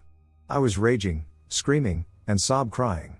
There's a lot I don't even remember. My girlfriend ended up reciting a lot of what I forgot when it all finished. Apparently there was a point I was just pulling and ripping on my hair and staring at her saying, "This isn't me. I don't know why my brain is telling me to do this." I vividly remember standing at the top of the stairs and envisioning exactly how it would look if I were to jump off, careen off the side, and break my neck. And all I just kept having was this internal battle with myself in my brain, like, why the duck would you want to do that? Not only the damage you'd be doing to yourself, but shit, this isn't even your house. Shortly following, A starts to clearly visibly worry and asks if she should phone 911 or my parents, which. At this point, yes, it was a perfectly reasonable question to ask. And then, I remember staring at her and just laughing. Like, actual psychotic laughter, and then shortly followed by more crying. I was just crawling on her carpet at this point, grasping at the floor and at my chest. I straight up didn't know what the actual hell was going on. I was aware that what I was doing was wrong, yet it felt as if an overwhelming force had taken control of my thoughts. I remember for a split second it felt like I was staring at the back of my own head while I was talking to A, telling her that this wasn't me. Like, I had a mini out-of-body experience. This had never happened to me before.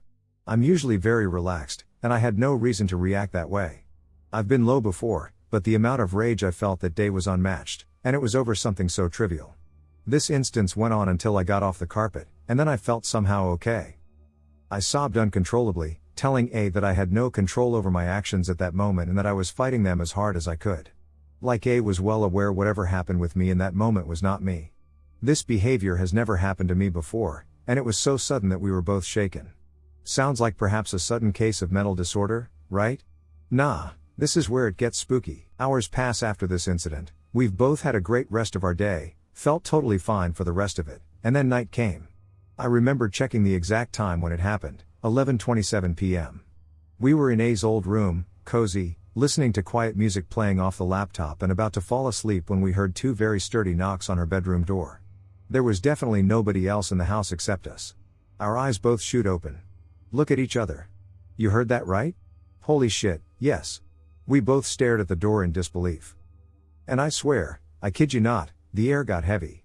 No windows open, no draft, but the air just got heavy, like you could feel how thick it was. And then we heard this sound come from right underneath her bedroom door. It sounded like when you crack an empty water bottle, but more high-pitched. All I could envision were these teeth like fingernails grinding and clicking together on the other side. The second I heard it, I knew what I heard was real because I looked at her immediately following to see her eyes tearing up completely in shock. She looked at me and could barely speak. Was that a crack? I felt my face flush and my throat close up as soon as she said that. The anxiety in the room was so high. I even looked at her and was like, I know this sounds dumb and maybe I'm overreacting, but should we call the cops or something? She looked at me with tears just streaming down her eyes, saying, I literally thought about dialing 911 before you mentioned it. Then, the worst happened. Right after telling me that, we both felt it.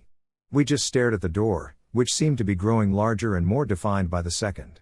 Whatever was on the other side, it felt like there was absolutely nothing to it and could have easily killed us if it wanted to. It was weighing down the room, it felt like a blanket of negative energy was smothering us. We got absolutely mentally eviscerated by what was on the other side. I saw the most gruesome, grotesque, mind-crushing mental images flash to my brain that I've ever had in my entire life. Flashes of literally just the ideas or the definitive meanings of death, kill, malice, evil, and unavoidable woeful circumstances. I thought I saw flesh and meat and bones and just ducking pure refined evil. And it felt like it was all just flashed to my head in the snap of a finger. And we both saw the same thing because we asked each other at the same time. I didn't know what it meant to be frozen in fear till that night. You even always see every cliché in movies where it's like, why aren't you moving? Holy shit, you have so many opportunities, but you're not moving. No, man, I fully understand now. Paralysis from fear is a very real thing. Because it feels like if you move any quicker, you'll just be speeding up the process of your inevitable end. And then after what felt like hours of just staring at the door, which in reality was probably 5 minutes, I forced all I had in myself to jolt up in front of the door, turn the light switch on, and went to go comfort A. But as I'm trying to comfort both her and myself, she looks over my shoulder because my back was facing the door, and her face, holy, wow. I have seen many expressions in my lifetime, and I've seen her make many, but that face she made towards the door while I was looking at her was the stuff nightmares are actually made of. The definition of human fear. What I saw was only for maybe a second and a half, but it's an image that will be burned into my mind forever. I wouldn't even be able to recreate or show anything remotely comparable to it because it was so surreal that what I was looking at was a real person. Her face turned all the exact same shade of pink red, from her eyeballs to her lips to her nose, it was all the same shade of color. Her hair looked really tight, her mouth and eyebrows moved in such a way I've never seen a person's face contort so much, and her cheekbones were extremely prominent. Then her face went right back to a normal-looking, distressed human face, but what I saw was something completely different. After approximately 25 minutes from the initial events, we gathered the courage to leave the house. The hardest part was leaving the bedroom and waiting to see what was outside. We both knew it would be nothing, but it was definitely something. We opened the door on the count of 3, and it felt like the second we did, it felt like whatever was on the other side just dispersed from the spot it was standing in and was now covered all over the walls. We sprinted to the front door of the house, went outside the front, and called a cab. A was completely out of control as we left the house. I've never seen someone so terrified, and I've never felt so afraid myself. We were both shaking more than we ever have, and I've never felt such a relief leaving a specific location. It happened 3 days ago, and the first 2 nights afterward were filled with insomnia. I felt compelled to address this issue, as it has been consuming both of our minds. So, we've talked about it a lot since it happened, and it seems there's more to it than I thought. Apparently, during my sudden outburst, when I was tearing at my hair and complaining to A that I didn't feel like myself, she noticed that my eyes were matted. Even though I was crying and freaking out and should have been glistening, my eyes were matte/dry. She told me that she didn't want to tell me in that moment as to not freak me out more, which is reasonable. That wasn't me. It was a truly eerie experience. Thanks for listening. I hope others have experienced something similar and can share, so we don't feel like we're going crazy. I will summarize as much as I can, but it is very difficult because there are too many stories. I'm Latina, and both sides of my family are very close to the idea of the supernatural, but actually I'm uncomfortable using that word because for us this whole thing isn't weird, and I grew up knowing and living things that now I truly know are not normal. I only realized this because now I live in another country, and meeting other people with different cultures made me reevaluate my experiences. Also, English is my second language. I know this sounds odd, but ghosts and spirits, I don't know what to call them, are part of our lives. My family can see them. It's not scary, it just happens. We often discuss this topic when we are all together. Most of them can describe their smell, but I don't feel anything. On my mom's side of the family, usually we see them when we are alone, but sometimes we all see them when we are together. Family members that died many years ago come to visit on important family events. These apparitions are short, like a minute and a half, usually just a few seconds, but enough for us to be in silence and for all of us to be looking in the same direction. One of my uncles died, so he is the one who appears often at home. He is the only one who said something to me, just once, but again, that's it, I just see them. Also, I didn't understand what he said. The brother of my grandfather was ended, and my great-grandfather was visited by him, and he told him who killed him and who witnessed his death. That is how they resolved the case, and that is the oldest encounter that I know of. I have no idea if this thing is running on that side of my family for a longer time. All of these encounters are good, in the sense that they make us happy, like a continuous sense of protection. The only thing that used to make me afraid was sleep paralysis, but I believe that my eyes are open while my brain is still sleeping. Sleep paralysis is scary, and sometimes I wonder if there's something else, but I don't want to think about that because it's dark. I don't know, I just don't want to know anything else, mostly because I told a couple of friends about this, and they started having them, and I know that this is a coincidence, but I feel guilty anyways. The only person who said something to me once was my grandmother. I had an awful sleep paralysis during the afternoon, and my door was open. I woke up to eat, and my grandmother told me that she walked near my room, and she saw a big black mass on top of me.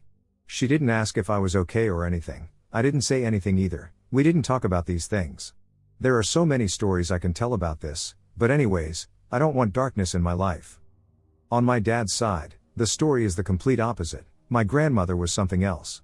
She had a dark energy. I can't explain it, but being with her was like suffocating, so I stopped talking to her or getting close to her, even though we lived together. She was in many cults, but we never asked her about it. She only told me once, but it was one of those things that don't exist if you don't talk about it. Nobody messed with her, nobody ever asked, it wasn't a secret at all. My dad told me things that he saw when he was younger, and for what I know, his uncle was involved, and people would come to her house because she helped them with magic, love unions, and stuff like that. No idea. He saw weird things, but he also had my great-grandfather, who was a good person, and he has some paranormal stories with him, good ones. My father is like the typical businessman, so he looks all serious, and it's weird to listen to him the few times that he tells these stories. When I was younger, I felt that my grandmother didn't like me. My father always tried to make a bond between us, but with the years it wasn't a secret that she actually hated me, so my dad never tried again. We all thought that this happened because she wanted her first grandchild to be a boy. My dad and my stepmom then had my sister, and she ignored her completely. She didn't hate her. When we used to eat together, she would serve her food. She skipped me. Actually, it was ridiculous. She also hated my stepmother, but things got a little better when my brother was born. My grandmother's love for him was unconditional. I think that my grandmother and I only fought once, so it wasn't like something building up on actual facts or events, just life. That time she got furious. She started screaming at me because I hurried my brother to eat because his dish was getting cold. I just froze in shock while she screamed that I tried to stab her with a fork. I didn't even move, but my stepmother was at the door, and she saw the entire thing, so they knew that it was a lie, and I never forgave her. From then on, we ignored each other. I left the country, she died, I wasn't there, and my dad called me to ask what we should write on her grave because nobody knew what to say. I sent him the most typical text that you write when someone dies. I have so many stories to tell, but when I watched Hereditary, I was in complete shock. It was exactly that. I made my family see the movie, and nobody said a word, we all knew what the other one was thinking. Let's get started with the summary. Recently, we all got together for my bachelor party, including my stepmother, sister, and friends. My friends knew all the stories about my grandmother because I had awareness that my family is not normal when I met them, and I started talking about all this. My family stayed at my house for my wedding, so we were all together for the first time in years. I can't recall why we discussed my grandmother during my bachelor party, but my sister began sharing hilarious stories about her funeral. Despite our dark sense of humor, we laughed heartily for at least an hour. They told me things that I didn't know, and I came back home still laughing, and I couldn't finish my phrases when I tried to tell my husband about what happened. That night I went to bed, and everything changed. I started feeling the most horrible sense of fear. I had never been completely terrified before. I turned on the light, I started to hear voices in the room, I saw a light on the wall, and I woke up my husband because I was panicking. In that moment, at 4 a.m, my dad knocked on the door, and I went outside, and he asked me, furiously, what the F happened? And he took me to see his wife, and she was very, very sick, pale, almost blue, and we almost didn't drink. She was having all the signs of a heart attack. She is a nurse, so she was able to verbalize all her symptoms. She said that this should stop soon, so we trust her, but I made calls to check which hospital could check her without insurance. She was awake, but her blood pressure was worsening. My dad has one of those machines that you put on your arm. I knew waiting was neglectful, so we went to the hospital. My dad went to the bathroom, and when we were alone, my stepmother looked at me and said, "What door did we open?" I just stared at her, we didn't say anything else. My dad came back angry at me, asking why I followed him to the bathroom and why I was talking to him through the door. He screamed, "What?" And my stepmother and I told him that I didn't follow him. My father said that he heard my voice saying his name over and over through the wall. All happened in less than 5 minutes. I just told him that it was my grandmother. He looked at me in silence, he didn't say anything. We didn't tell him anything else, we just left the house. My brother was completely awake, unable to sleep for some reason that night. We went to the hospital, and we waited until 2 or 3 p.m., so only my sister had some sleep. When we came back, my stepmother said that at least my sister had a normal night, and in that moment my dog, the nicest dog, jumped at and bit my sister's face. From that night on, my dog never stopped biting, and he constantly cries. I don't know how to handle this situation, but my husband and I are constantly attempting to ensure his safety, and we monitor him throughout the day. So we all went to sleep that day. I was going to get married the next day. When I woke up, my cousin, mom's side, called to tell me that she had a weird dream about my grandmother. She didn't know what happened after the bachelor party, and she told me that she saw her all dressed in black, and she was uncomfortable but not afraid because she saw her back, and she was leaving. Then I told her what happened, and she said that we should never talk about the incident ever again. Even as I write this, I feel like I'm doing something wrong. When I think about this, in my mind, I ask my grandmother for forgiveness because I wasn't good to her, because I wrote about her, because we laughed. I truly learned my lesson. My stepmother is doing better now. And now I can finish this whole thing just by saying that my entire life I felt only love and care from those who died. Now I'm 35 years old, and this happened. I don't want to believe that this is real. In the back of my mind, I feel that I knew the light, the love, and now I had a glimpse of something deeply wrong, terrible. I have never experienced this level of fear, and it happens every time I think about it. Nobody on my mom's side is religious, nobody practices witchcraft, or anything like that, or rituals, or anything else. I did an altar with candles for my father-in-law, and something did happen, but it was nice. My husband recently asked me why I was acting so strangely when I was writing. When I explained this to him, he advised me not to share it online and instead to discuss it with my psychologist, as it was causing anxiety. I'm a PhD student, so my fuel is anxiety. Also, I made this account because I used the other one to write about work. I already talked to my psychologist. She understood it because she is also from Latin America. She said that her dad visited her when he died, and I should accept this because it is our culture, our traditions, part of who we are. I agree, of course. Can anyone give me some advice? Is there anything I could do? Should I just avoid this and pretend that it didn't happen? Perhaps the situation isn't as dire as it seems, and my emotions are exaggerated, yet I'm uneasy about it all, and perhaps there's someone who can rectify it. The strange encounters I've had in my life. Paranormal or coincidental?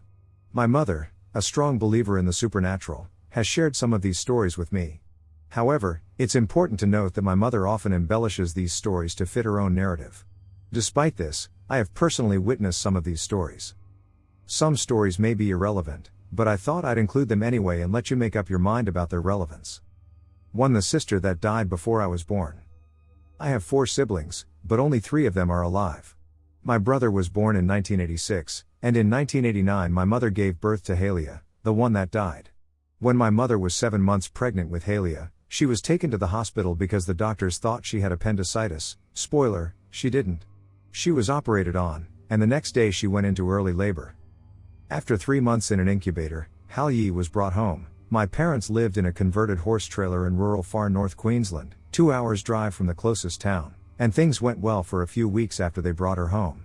Until one day when Mum went to check on her after her nap, but she was unresponsive. My parents drove her to the hospital, where it was discovered that Halia contracted golden staph and had fallen into a coma. Halia died a few days later. The infection wasn't noticed by the doctors before her discharge. 2. My nightmares as a child.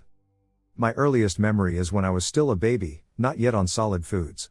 I remember crawling on the floor, and my brother was next to me with something in his mouth. Then Mum handed me something, and instinctively I put it in my mouth. Monkey see, monkey do. It was roast chicken. Not the store-bought kind. The slow oven baked chicken. Marinated with potatoes and pumpkin that makes the whole house smell divine.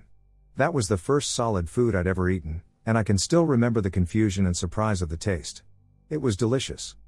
When I was a teenager, I told my mom about this memory, and her reaction to this was strange.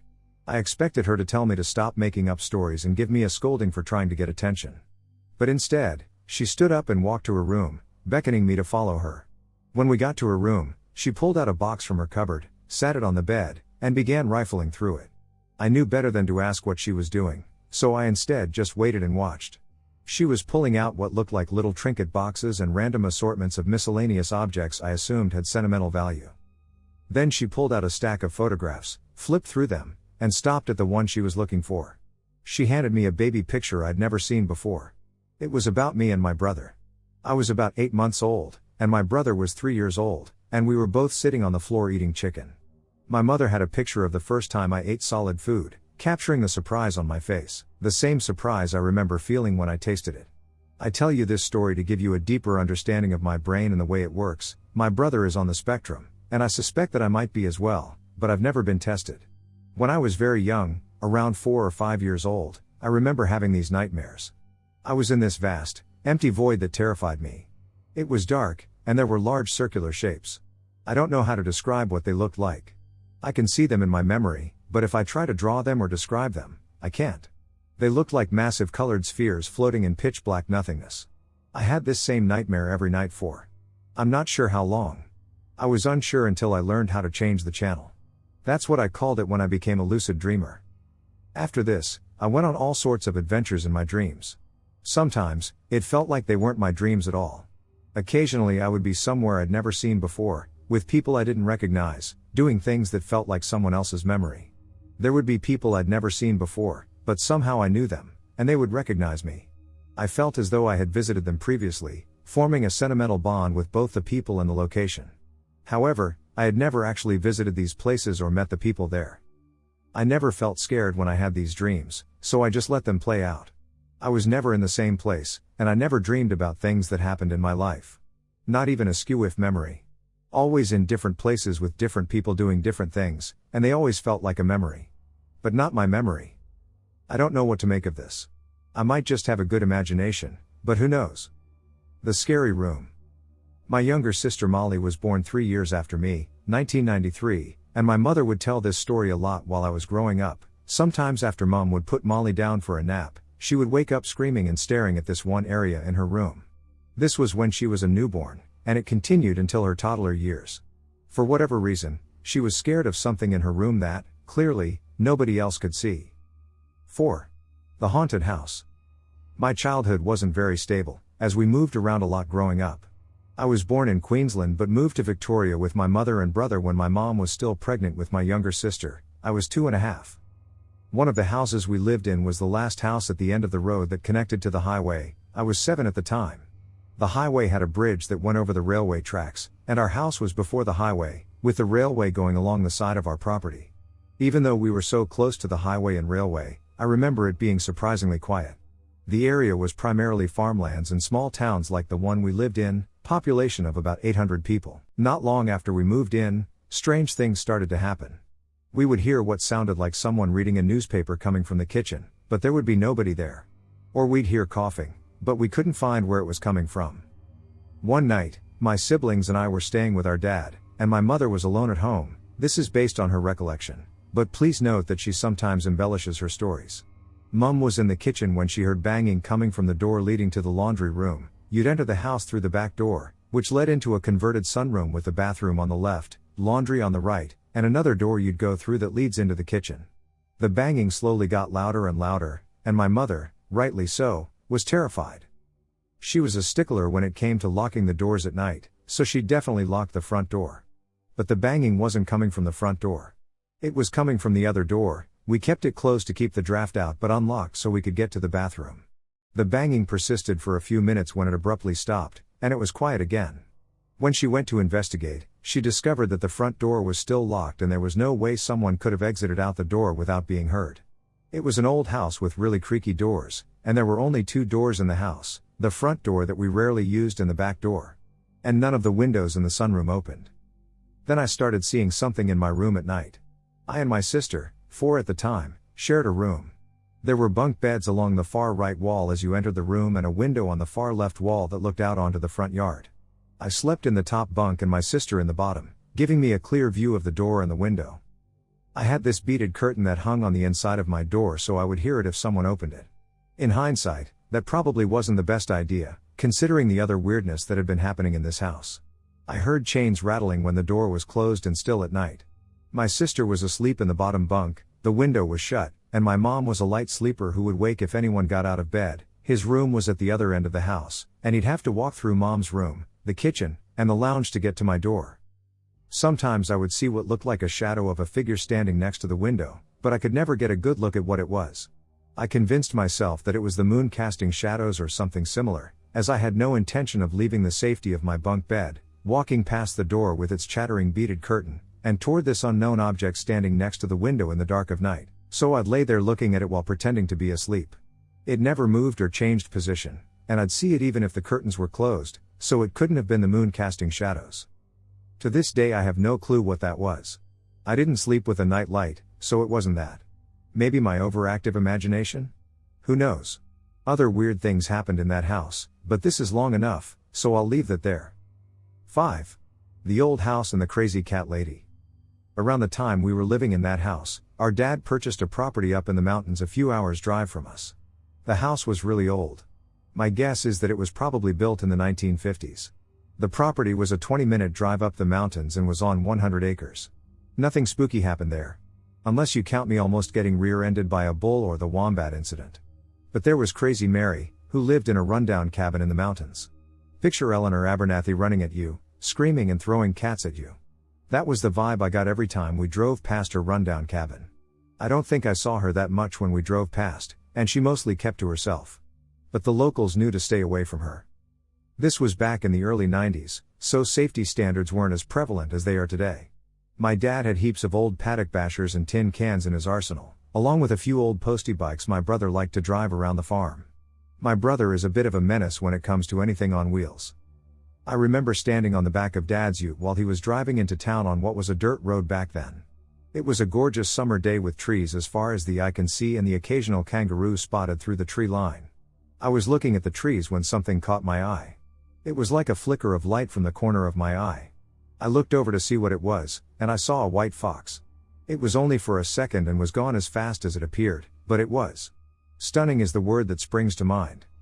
6. The Orus. My entire life I've seen these weird specks of light in my vision, similar to migraine auras or what you see after you rub your eyes. They're objects of colored orbs in front of me that I see all the time. Sometimes they move and change shape / size / color, but mostly they're just there in my vision and don't move. As a kid I called them my imaginary friends and thought that everyone else saw the same thing and it was normal. But when I'd mention it to my parents, I was accused of making things up to get attention, which is why I never mentioned them again after that. My mother started abusing me when I was 6, mostly verbal and emotional abuse until it turned physical in my teenage years, so I found comfort in writing from a very early age. And these auras became a safe place for me. Something nobody else could see and therefore couldn't be taken away from me, like so much that my mother stole from me growing up. I suffered a spinal cord injury and brain injury when I was 17 in 2007. The auras remain constant, but they undergo changes when I experience stress, grief, which I've experienced more than most, migraines, which I frequently experience due to my brain injury, or panic attacks, which are thankfully rare. But within the last few months, these orbs have started getting bigger, and I started to see something different. Something I have no logical explanation for.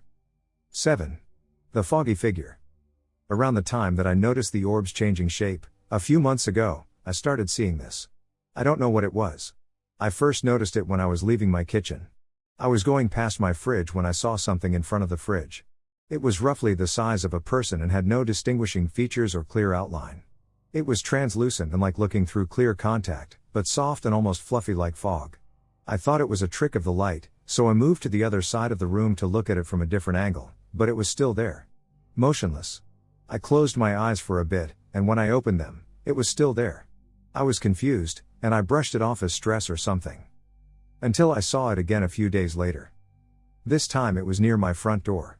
I was on my way to the bathroom, my unit is really small, and it was blocking my path there, when I saw it. It was the same size and shape as before, but this time it felt like I was being watched. My heart began pounding, and my skeptical mind frantically attempted to deduce a rational explanation for what I was witnessing. Naturally, my mind went blank.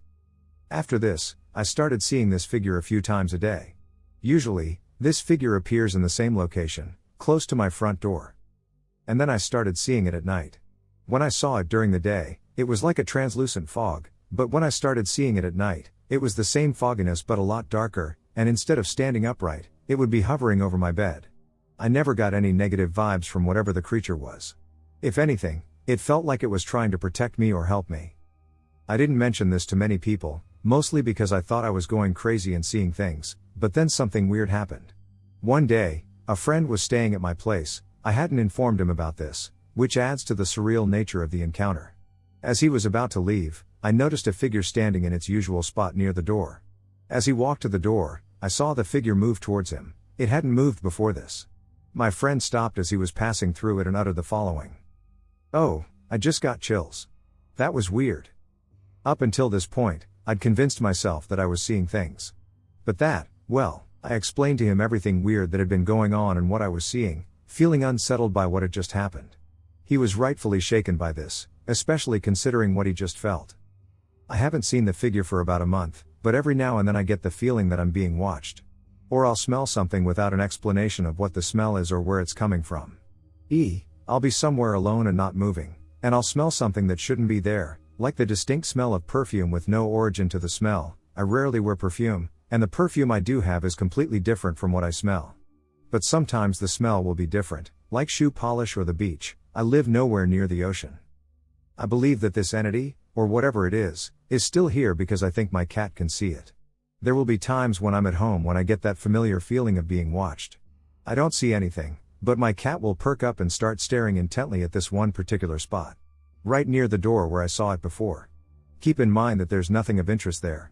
Just a few boxes, a fold-up table, and my TV. That's been my life in a nutshell. The paranormal parts of it anyway. I hope you've enjoyed listening to it. I'm a 25-year/0 female born and raised in Colorado. I'll give you a bit of my background just for context for this story. Growing up, I had a very rough childhood, and honestly, I didn't really have any friends. And the friends I did have were merely just a group of crappy individuals that I hung out with just so I wouldn't be considered a loner. And they didn't treat me very well either. So imagine how I felt when, in the very beginning of middle school, I met this amazing girl who became my first genuine friend I ever really had. Prior to meeting her, I never spent the night at a friend's house. The thought of doing so was just so alien to me. She was the first friend I hung out with outside of school and constantly hung out with on the weekends. Her family basically became a second family to me. Anyways, I met her in the beginning of middle school, so fast forward almost 3 years later to when it was about to come to an end for us, and we were all gearing up to move on into our separate high schools. Back then I was a little too young to comprehend what I was feeling, but as an adult now, I can very well recognize that I went through a harsh mental breakdown in the last couple of months of our middle school years. For the first time in my life, I was genuinely happy, mainly due to this amazing friend that I met years before. But to my 14-year-old self, back then, the world was ending for me. I wasn't going to the same school as my friend, or any of my other ones that I ended up growing closer to over that time. In my eyes, it was like life and time yanking out the only true happiness I ever felt, right out of the palm of my hands. So I became depressed. And severely at that. I didn't know how to handle the empty, dark emotions I was experiencing. I felt as if I had completely shut down. As I became severely depressed, sleep paralysis episodes and paranormal events began occurring.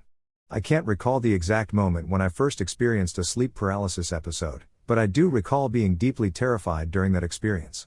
If you've never dealt with sleep paralysis, consider yourself really lucky. It's horrifying. I literally had an episode of sleep paralysis on the daily for almost a year straight after I grew depressed. I remember one night when I was sleeping in the spare bedroom my mom and I had. The bed in there was comfier than my own, so I often found myself sleeping in there instead of my room. That room, at night, was pitch black, and I always slept with the door closed. So really, it was difficult to see in there. As I was falling asleep on this particular night, I heard voices. And no, not, there's voices in my head. Type of deal. I heard voices speaking directly in my ear, in a language I've never heard or recognized before. I'm almost convinced that it was in Latin. As I heard these voices in my ears, a physical sensation prompted me to open my eyes. And so I did. Here I am, lying in bed in my pitch black spare bedroom, and I could see a figure even darker than the darkness itself looming over my bed. To this day, it blows my mind that the figure I saw was literally darker than darkness itself. Strangely enough, I felt no fear at all. In fact, while I was seeing all this, I heard a voice telling me that it was God himself looming over my bed. My young, naive self believed it. So much so that after this night, I actually tried to become friends with this entity I had experienced. Boy, was that a mistake. In the years that followed, whatever dark spirit that visited me that night followed me for a long time. Now I just want to stop here rapidly to say something to everybody. If anybody else is experiencing these symptoms or something similar, seek help. Do not give whatever is following you power. Don't think about it, don't talk about it. This will make it more real and give it more power over you. My sleep paralysis episodes and paranormal activity I was experiencing grew so intense over time that by 2015, I sought help from my Wiccan friend and her mother. They did a spiritual cleansing on me and sent me home with instructions and items that would help finalize the process. And so I did. I think it worked, as the sleep paralysis and paranormal activity stopped. Thank God, I thought to myself. I finally got a break. And so did my poor kitties, who were clearly able to see what was following me this whole time. This happened when I was 18. Yet here we are 7 years later, I'm 25 now. In this past year I have almost fallen into sleep paralysis again on multiple occasions. I went through it so much as a kid that I eventually was able to recognize when I was falling into one again, and when I do, I luckily shake myself violently enough until I snap myself out of it and wait a bit before trying to attempt to sleep. But unfortunately, so far, I have failed to wake myself once. And this one experience I had recently, like a couple of months ago, was easily the most terrifying episode I have experienced yet. I have a boyfriend, and we've been together for almost 7 years now. My boyfriend has a habit of waking up in the middle of the night, still in a haze, and will either hug or kiss me really quick before falling back asleep. Usually, when we wake up the next morning, he doesn't even remember doing these things. So this one Friday night, my boyfriend and I are lying in bed, he was already turned over, deep in sleep, and I was still awake, struggling to get some rest. I was lying flat on my back, looking up at the ceiling with drowsy eyes. I could feel myself drift in and out of sleep, but for the most part, I felt really awake. My boyfriend turned his body around to face me, scooted close, and started hugging me with his arms. My body is still lying flat on the bed, so he is on my right side, facing sideways towards me. While he was holding me, I thought to myself, "Aw, how sweet. He wanted to hold me while asleep." But then, I felt my boyfriend scoot his face close to my ear, and he started to whisper. And what I heard shook me to my core. It wasn't his voice, it was the same voice I heard all those years ago on that very pitch-black night in my old spare bedroom. The voice was speaking in tongues, but this time, it was a little louder and more intense. And they were speaking so fast, too. Before it finished speaking in my ear, it said, La Bruja, which means witch in Spanish. The voice was so intense when it said it, I could actually hear it echoing in my ear. Finally, I shot up from the bed, breathing heavily and almost sweating. I looked over to my boyfriend, who was actually still turned around, facing the wall, sleeping far away from me on our king-size bed. After analyzing what had just happened, I realized I had fallen into a sleep paralysis. But here's the strange part, I was completely unaware that I had fallen asleep. Remember how I said I was just lying there awake, staring at the ceiling? Just when exactly did I fall asleep? When my boyfriend turned over to hug me, it felt so real. I legitimately thought I was fully awake. The whole thing spooked me, but eventually, I managed to fall asleep. The next morning, shortly after waking up, I told my boyfriend about the whole thing. I even broke out into tears. He and I agreed that the demon that was following me had possibly returned and even went so far as to disguise itself as my boyfriend in my dream to not alert me. Seriously, this whole thing is terrifying. I want to point out too that when my boyfriend had turned over to hug me, I honestly believe the demon did this to hold me down and prevent me from waking myself up like usual. And if so, why? I failed to mention that while this was happening in my dream, a familiar dark figure was looming over our bed while this was happening. But I've never heard La Bruja before. What does that mean exactly? Is that the name of this entity following me? Was it referring to my Wiccan friend from years ago who helped me move on from this whole ordeal? Honestly, I'm still very confused and scared. Luckily I haven't had another episode since then, but I was able to prevent a few more from escalating after that incident. I'm sorry to say that this story doesn't really have a conclusion. I'm still going through this now. Part of the reason I typed this out was because I just honestly needed to get it off my mind. If anybody has any conclusions, advice, or information on what's happening with me, I would very much appreciate hearing it. I just want to say too that demons are very real. I'm just hoping that I'll get answers one day, and I also hope that I will never have to go through this again in my life.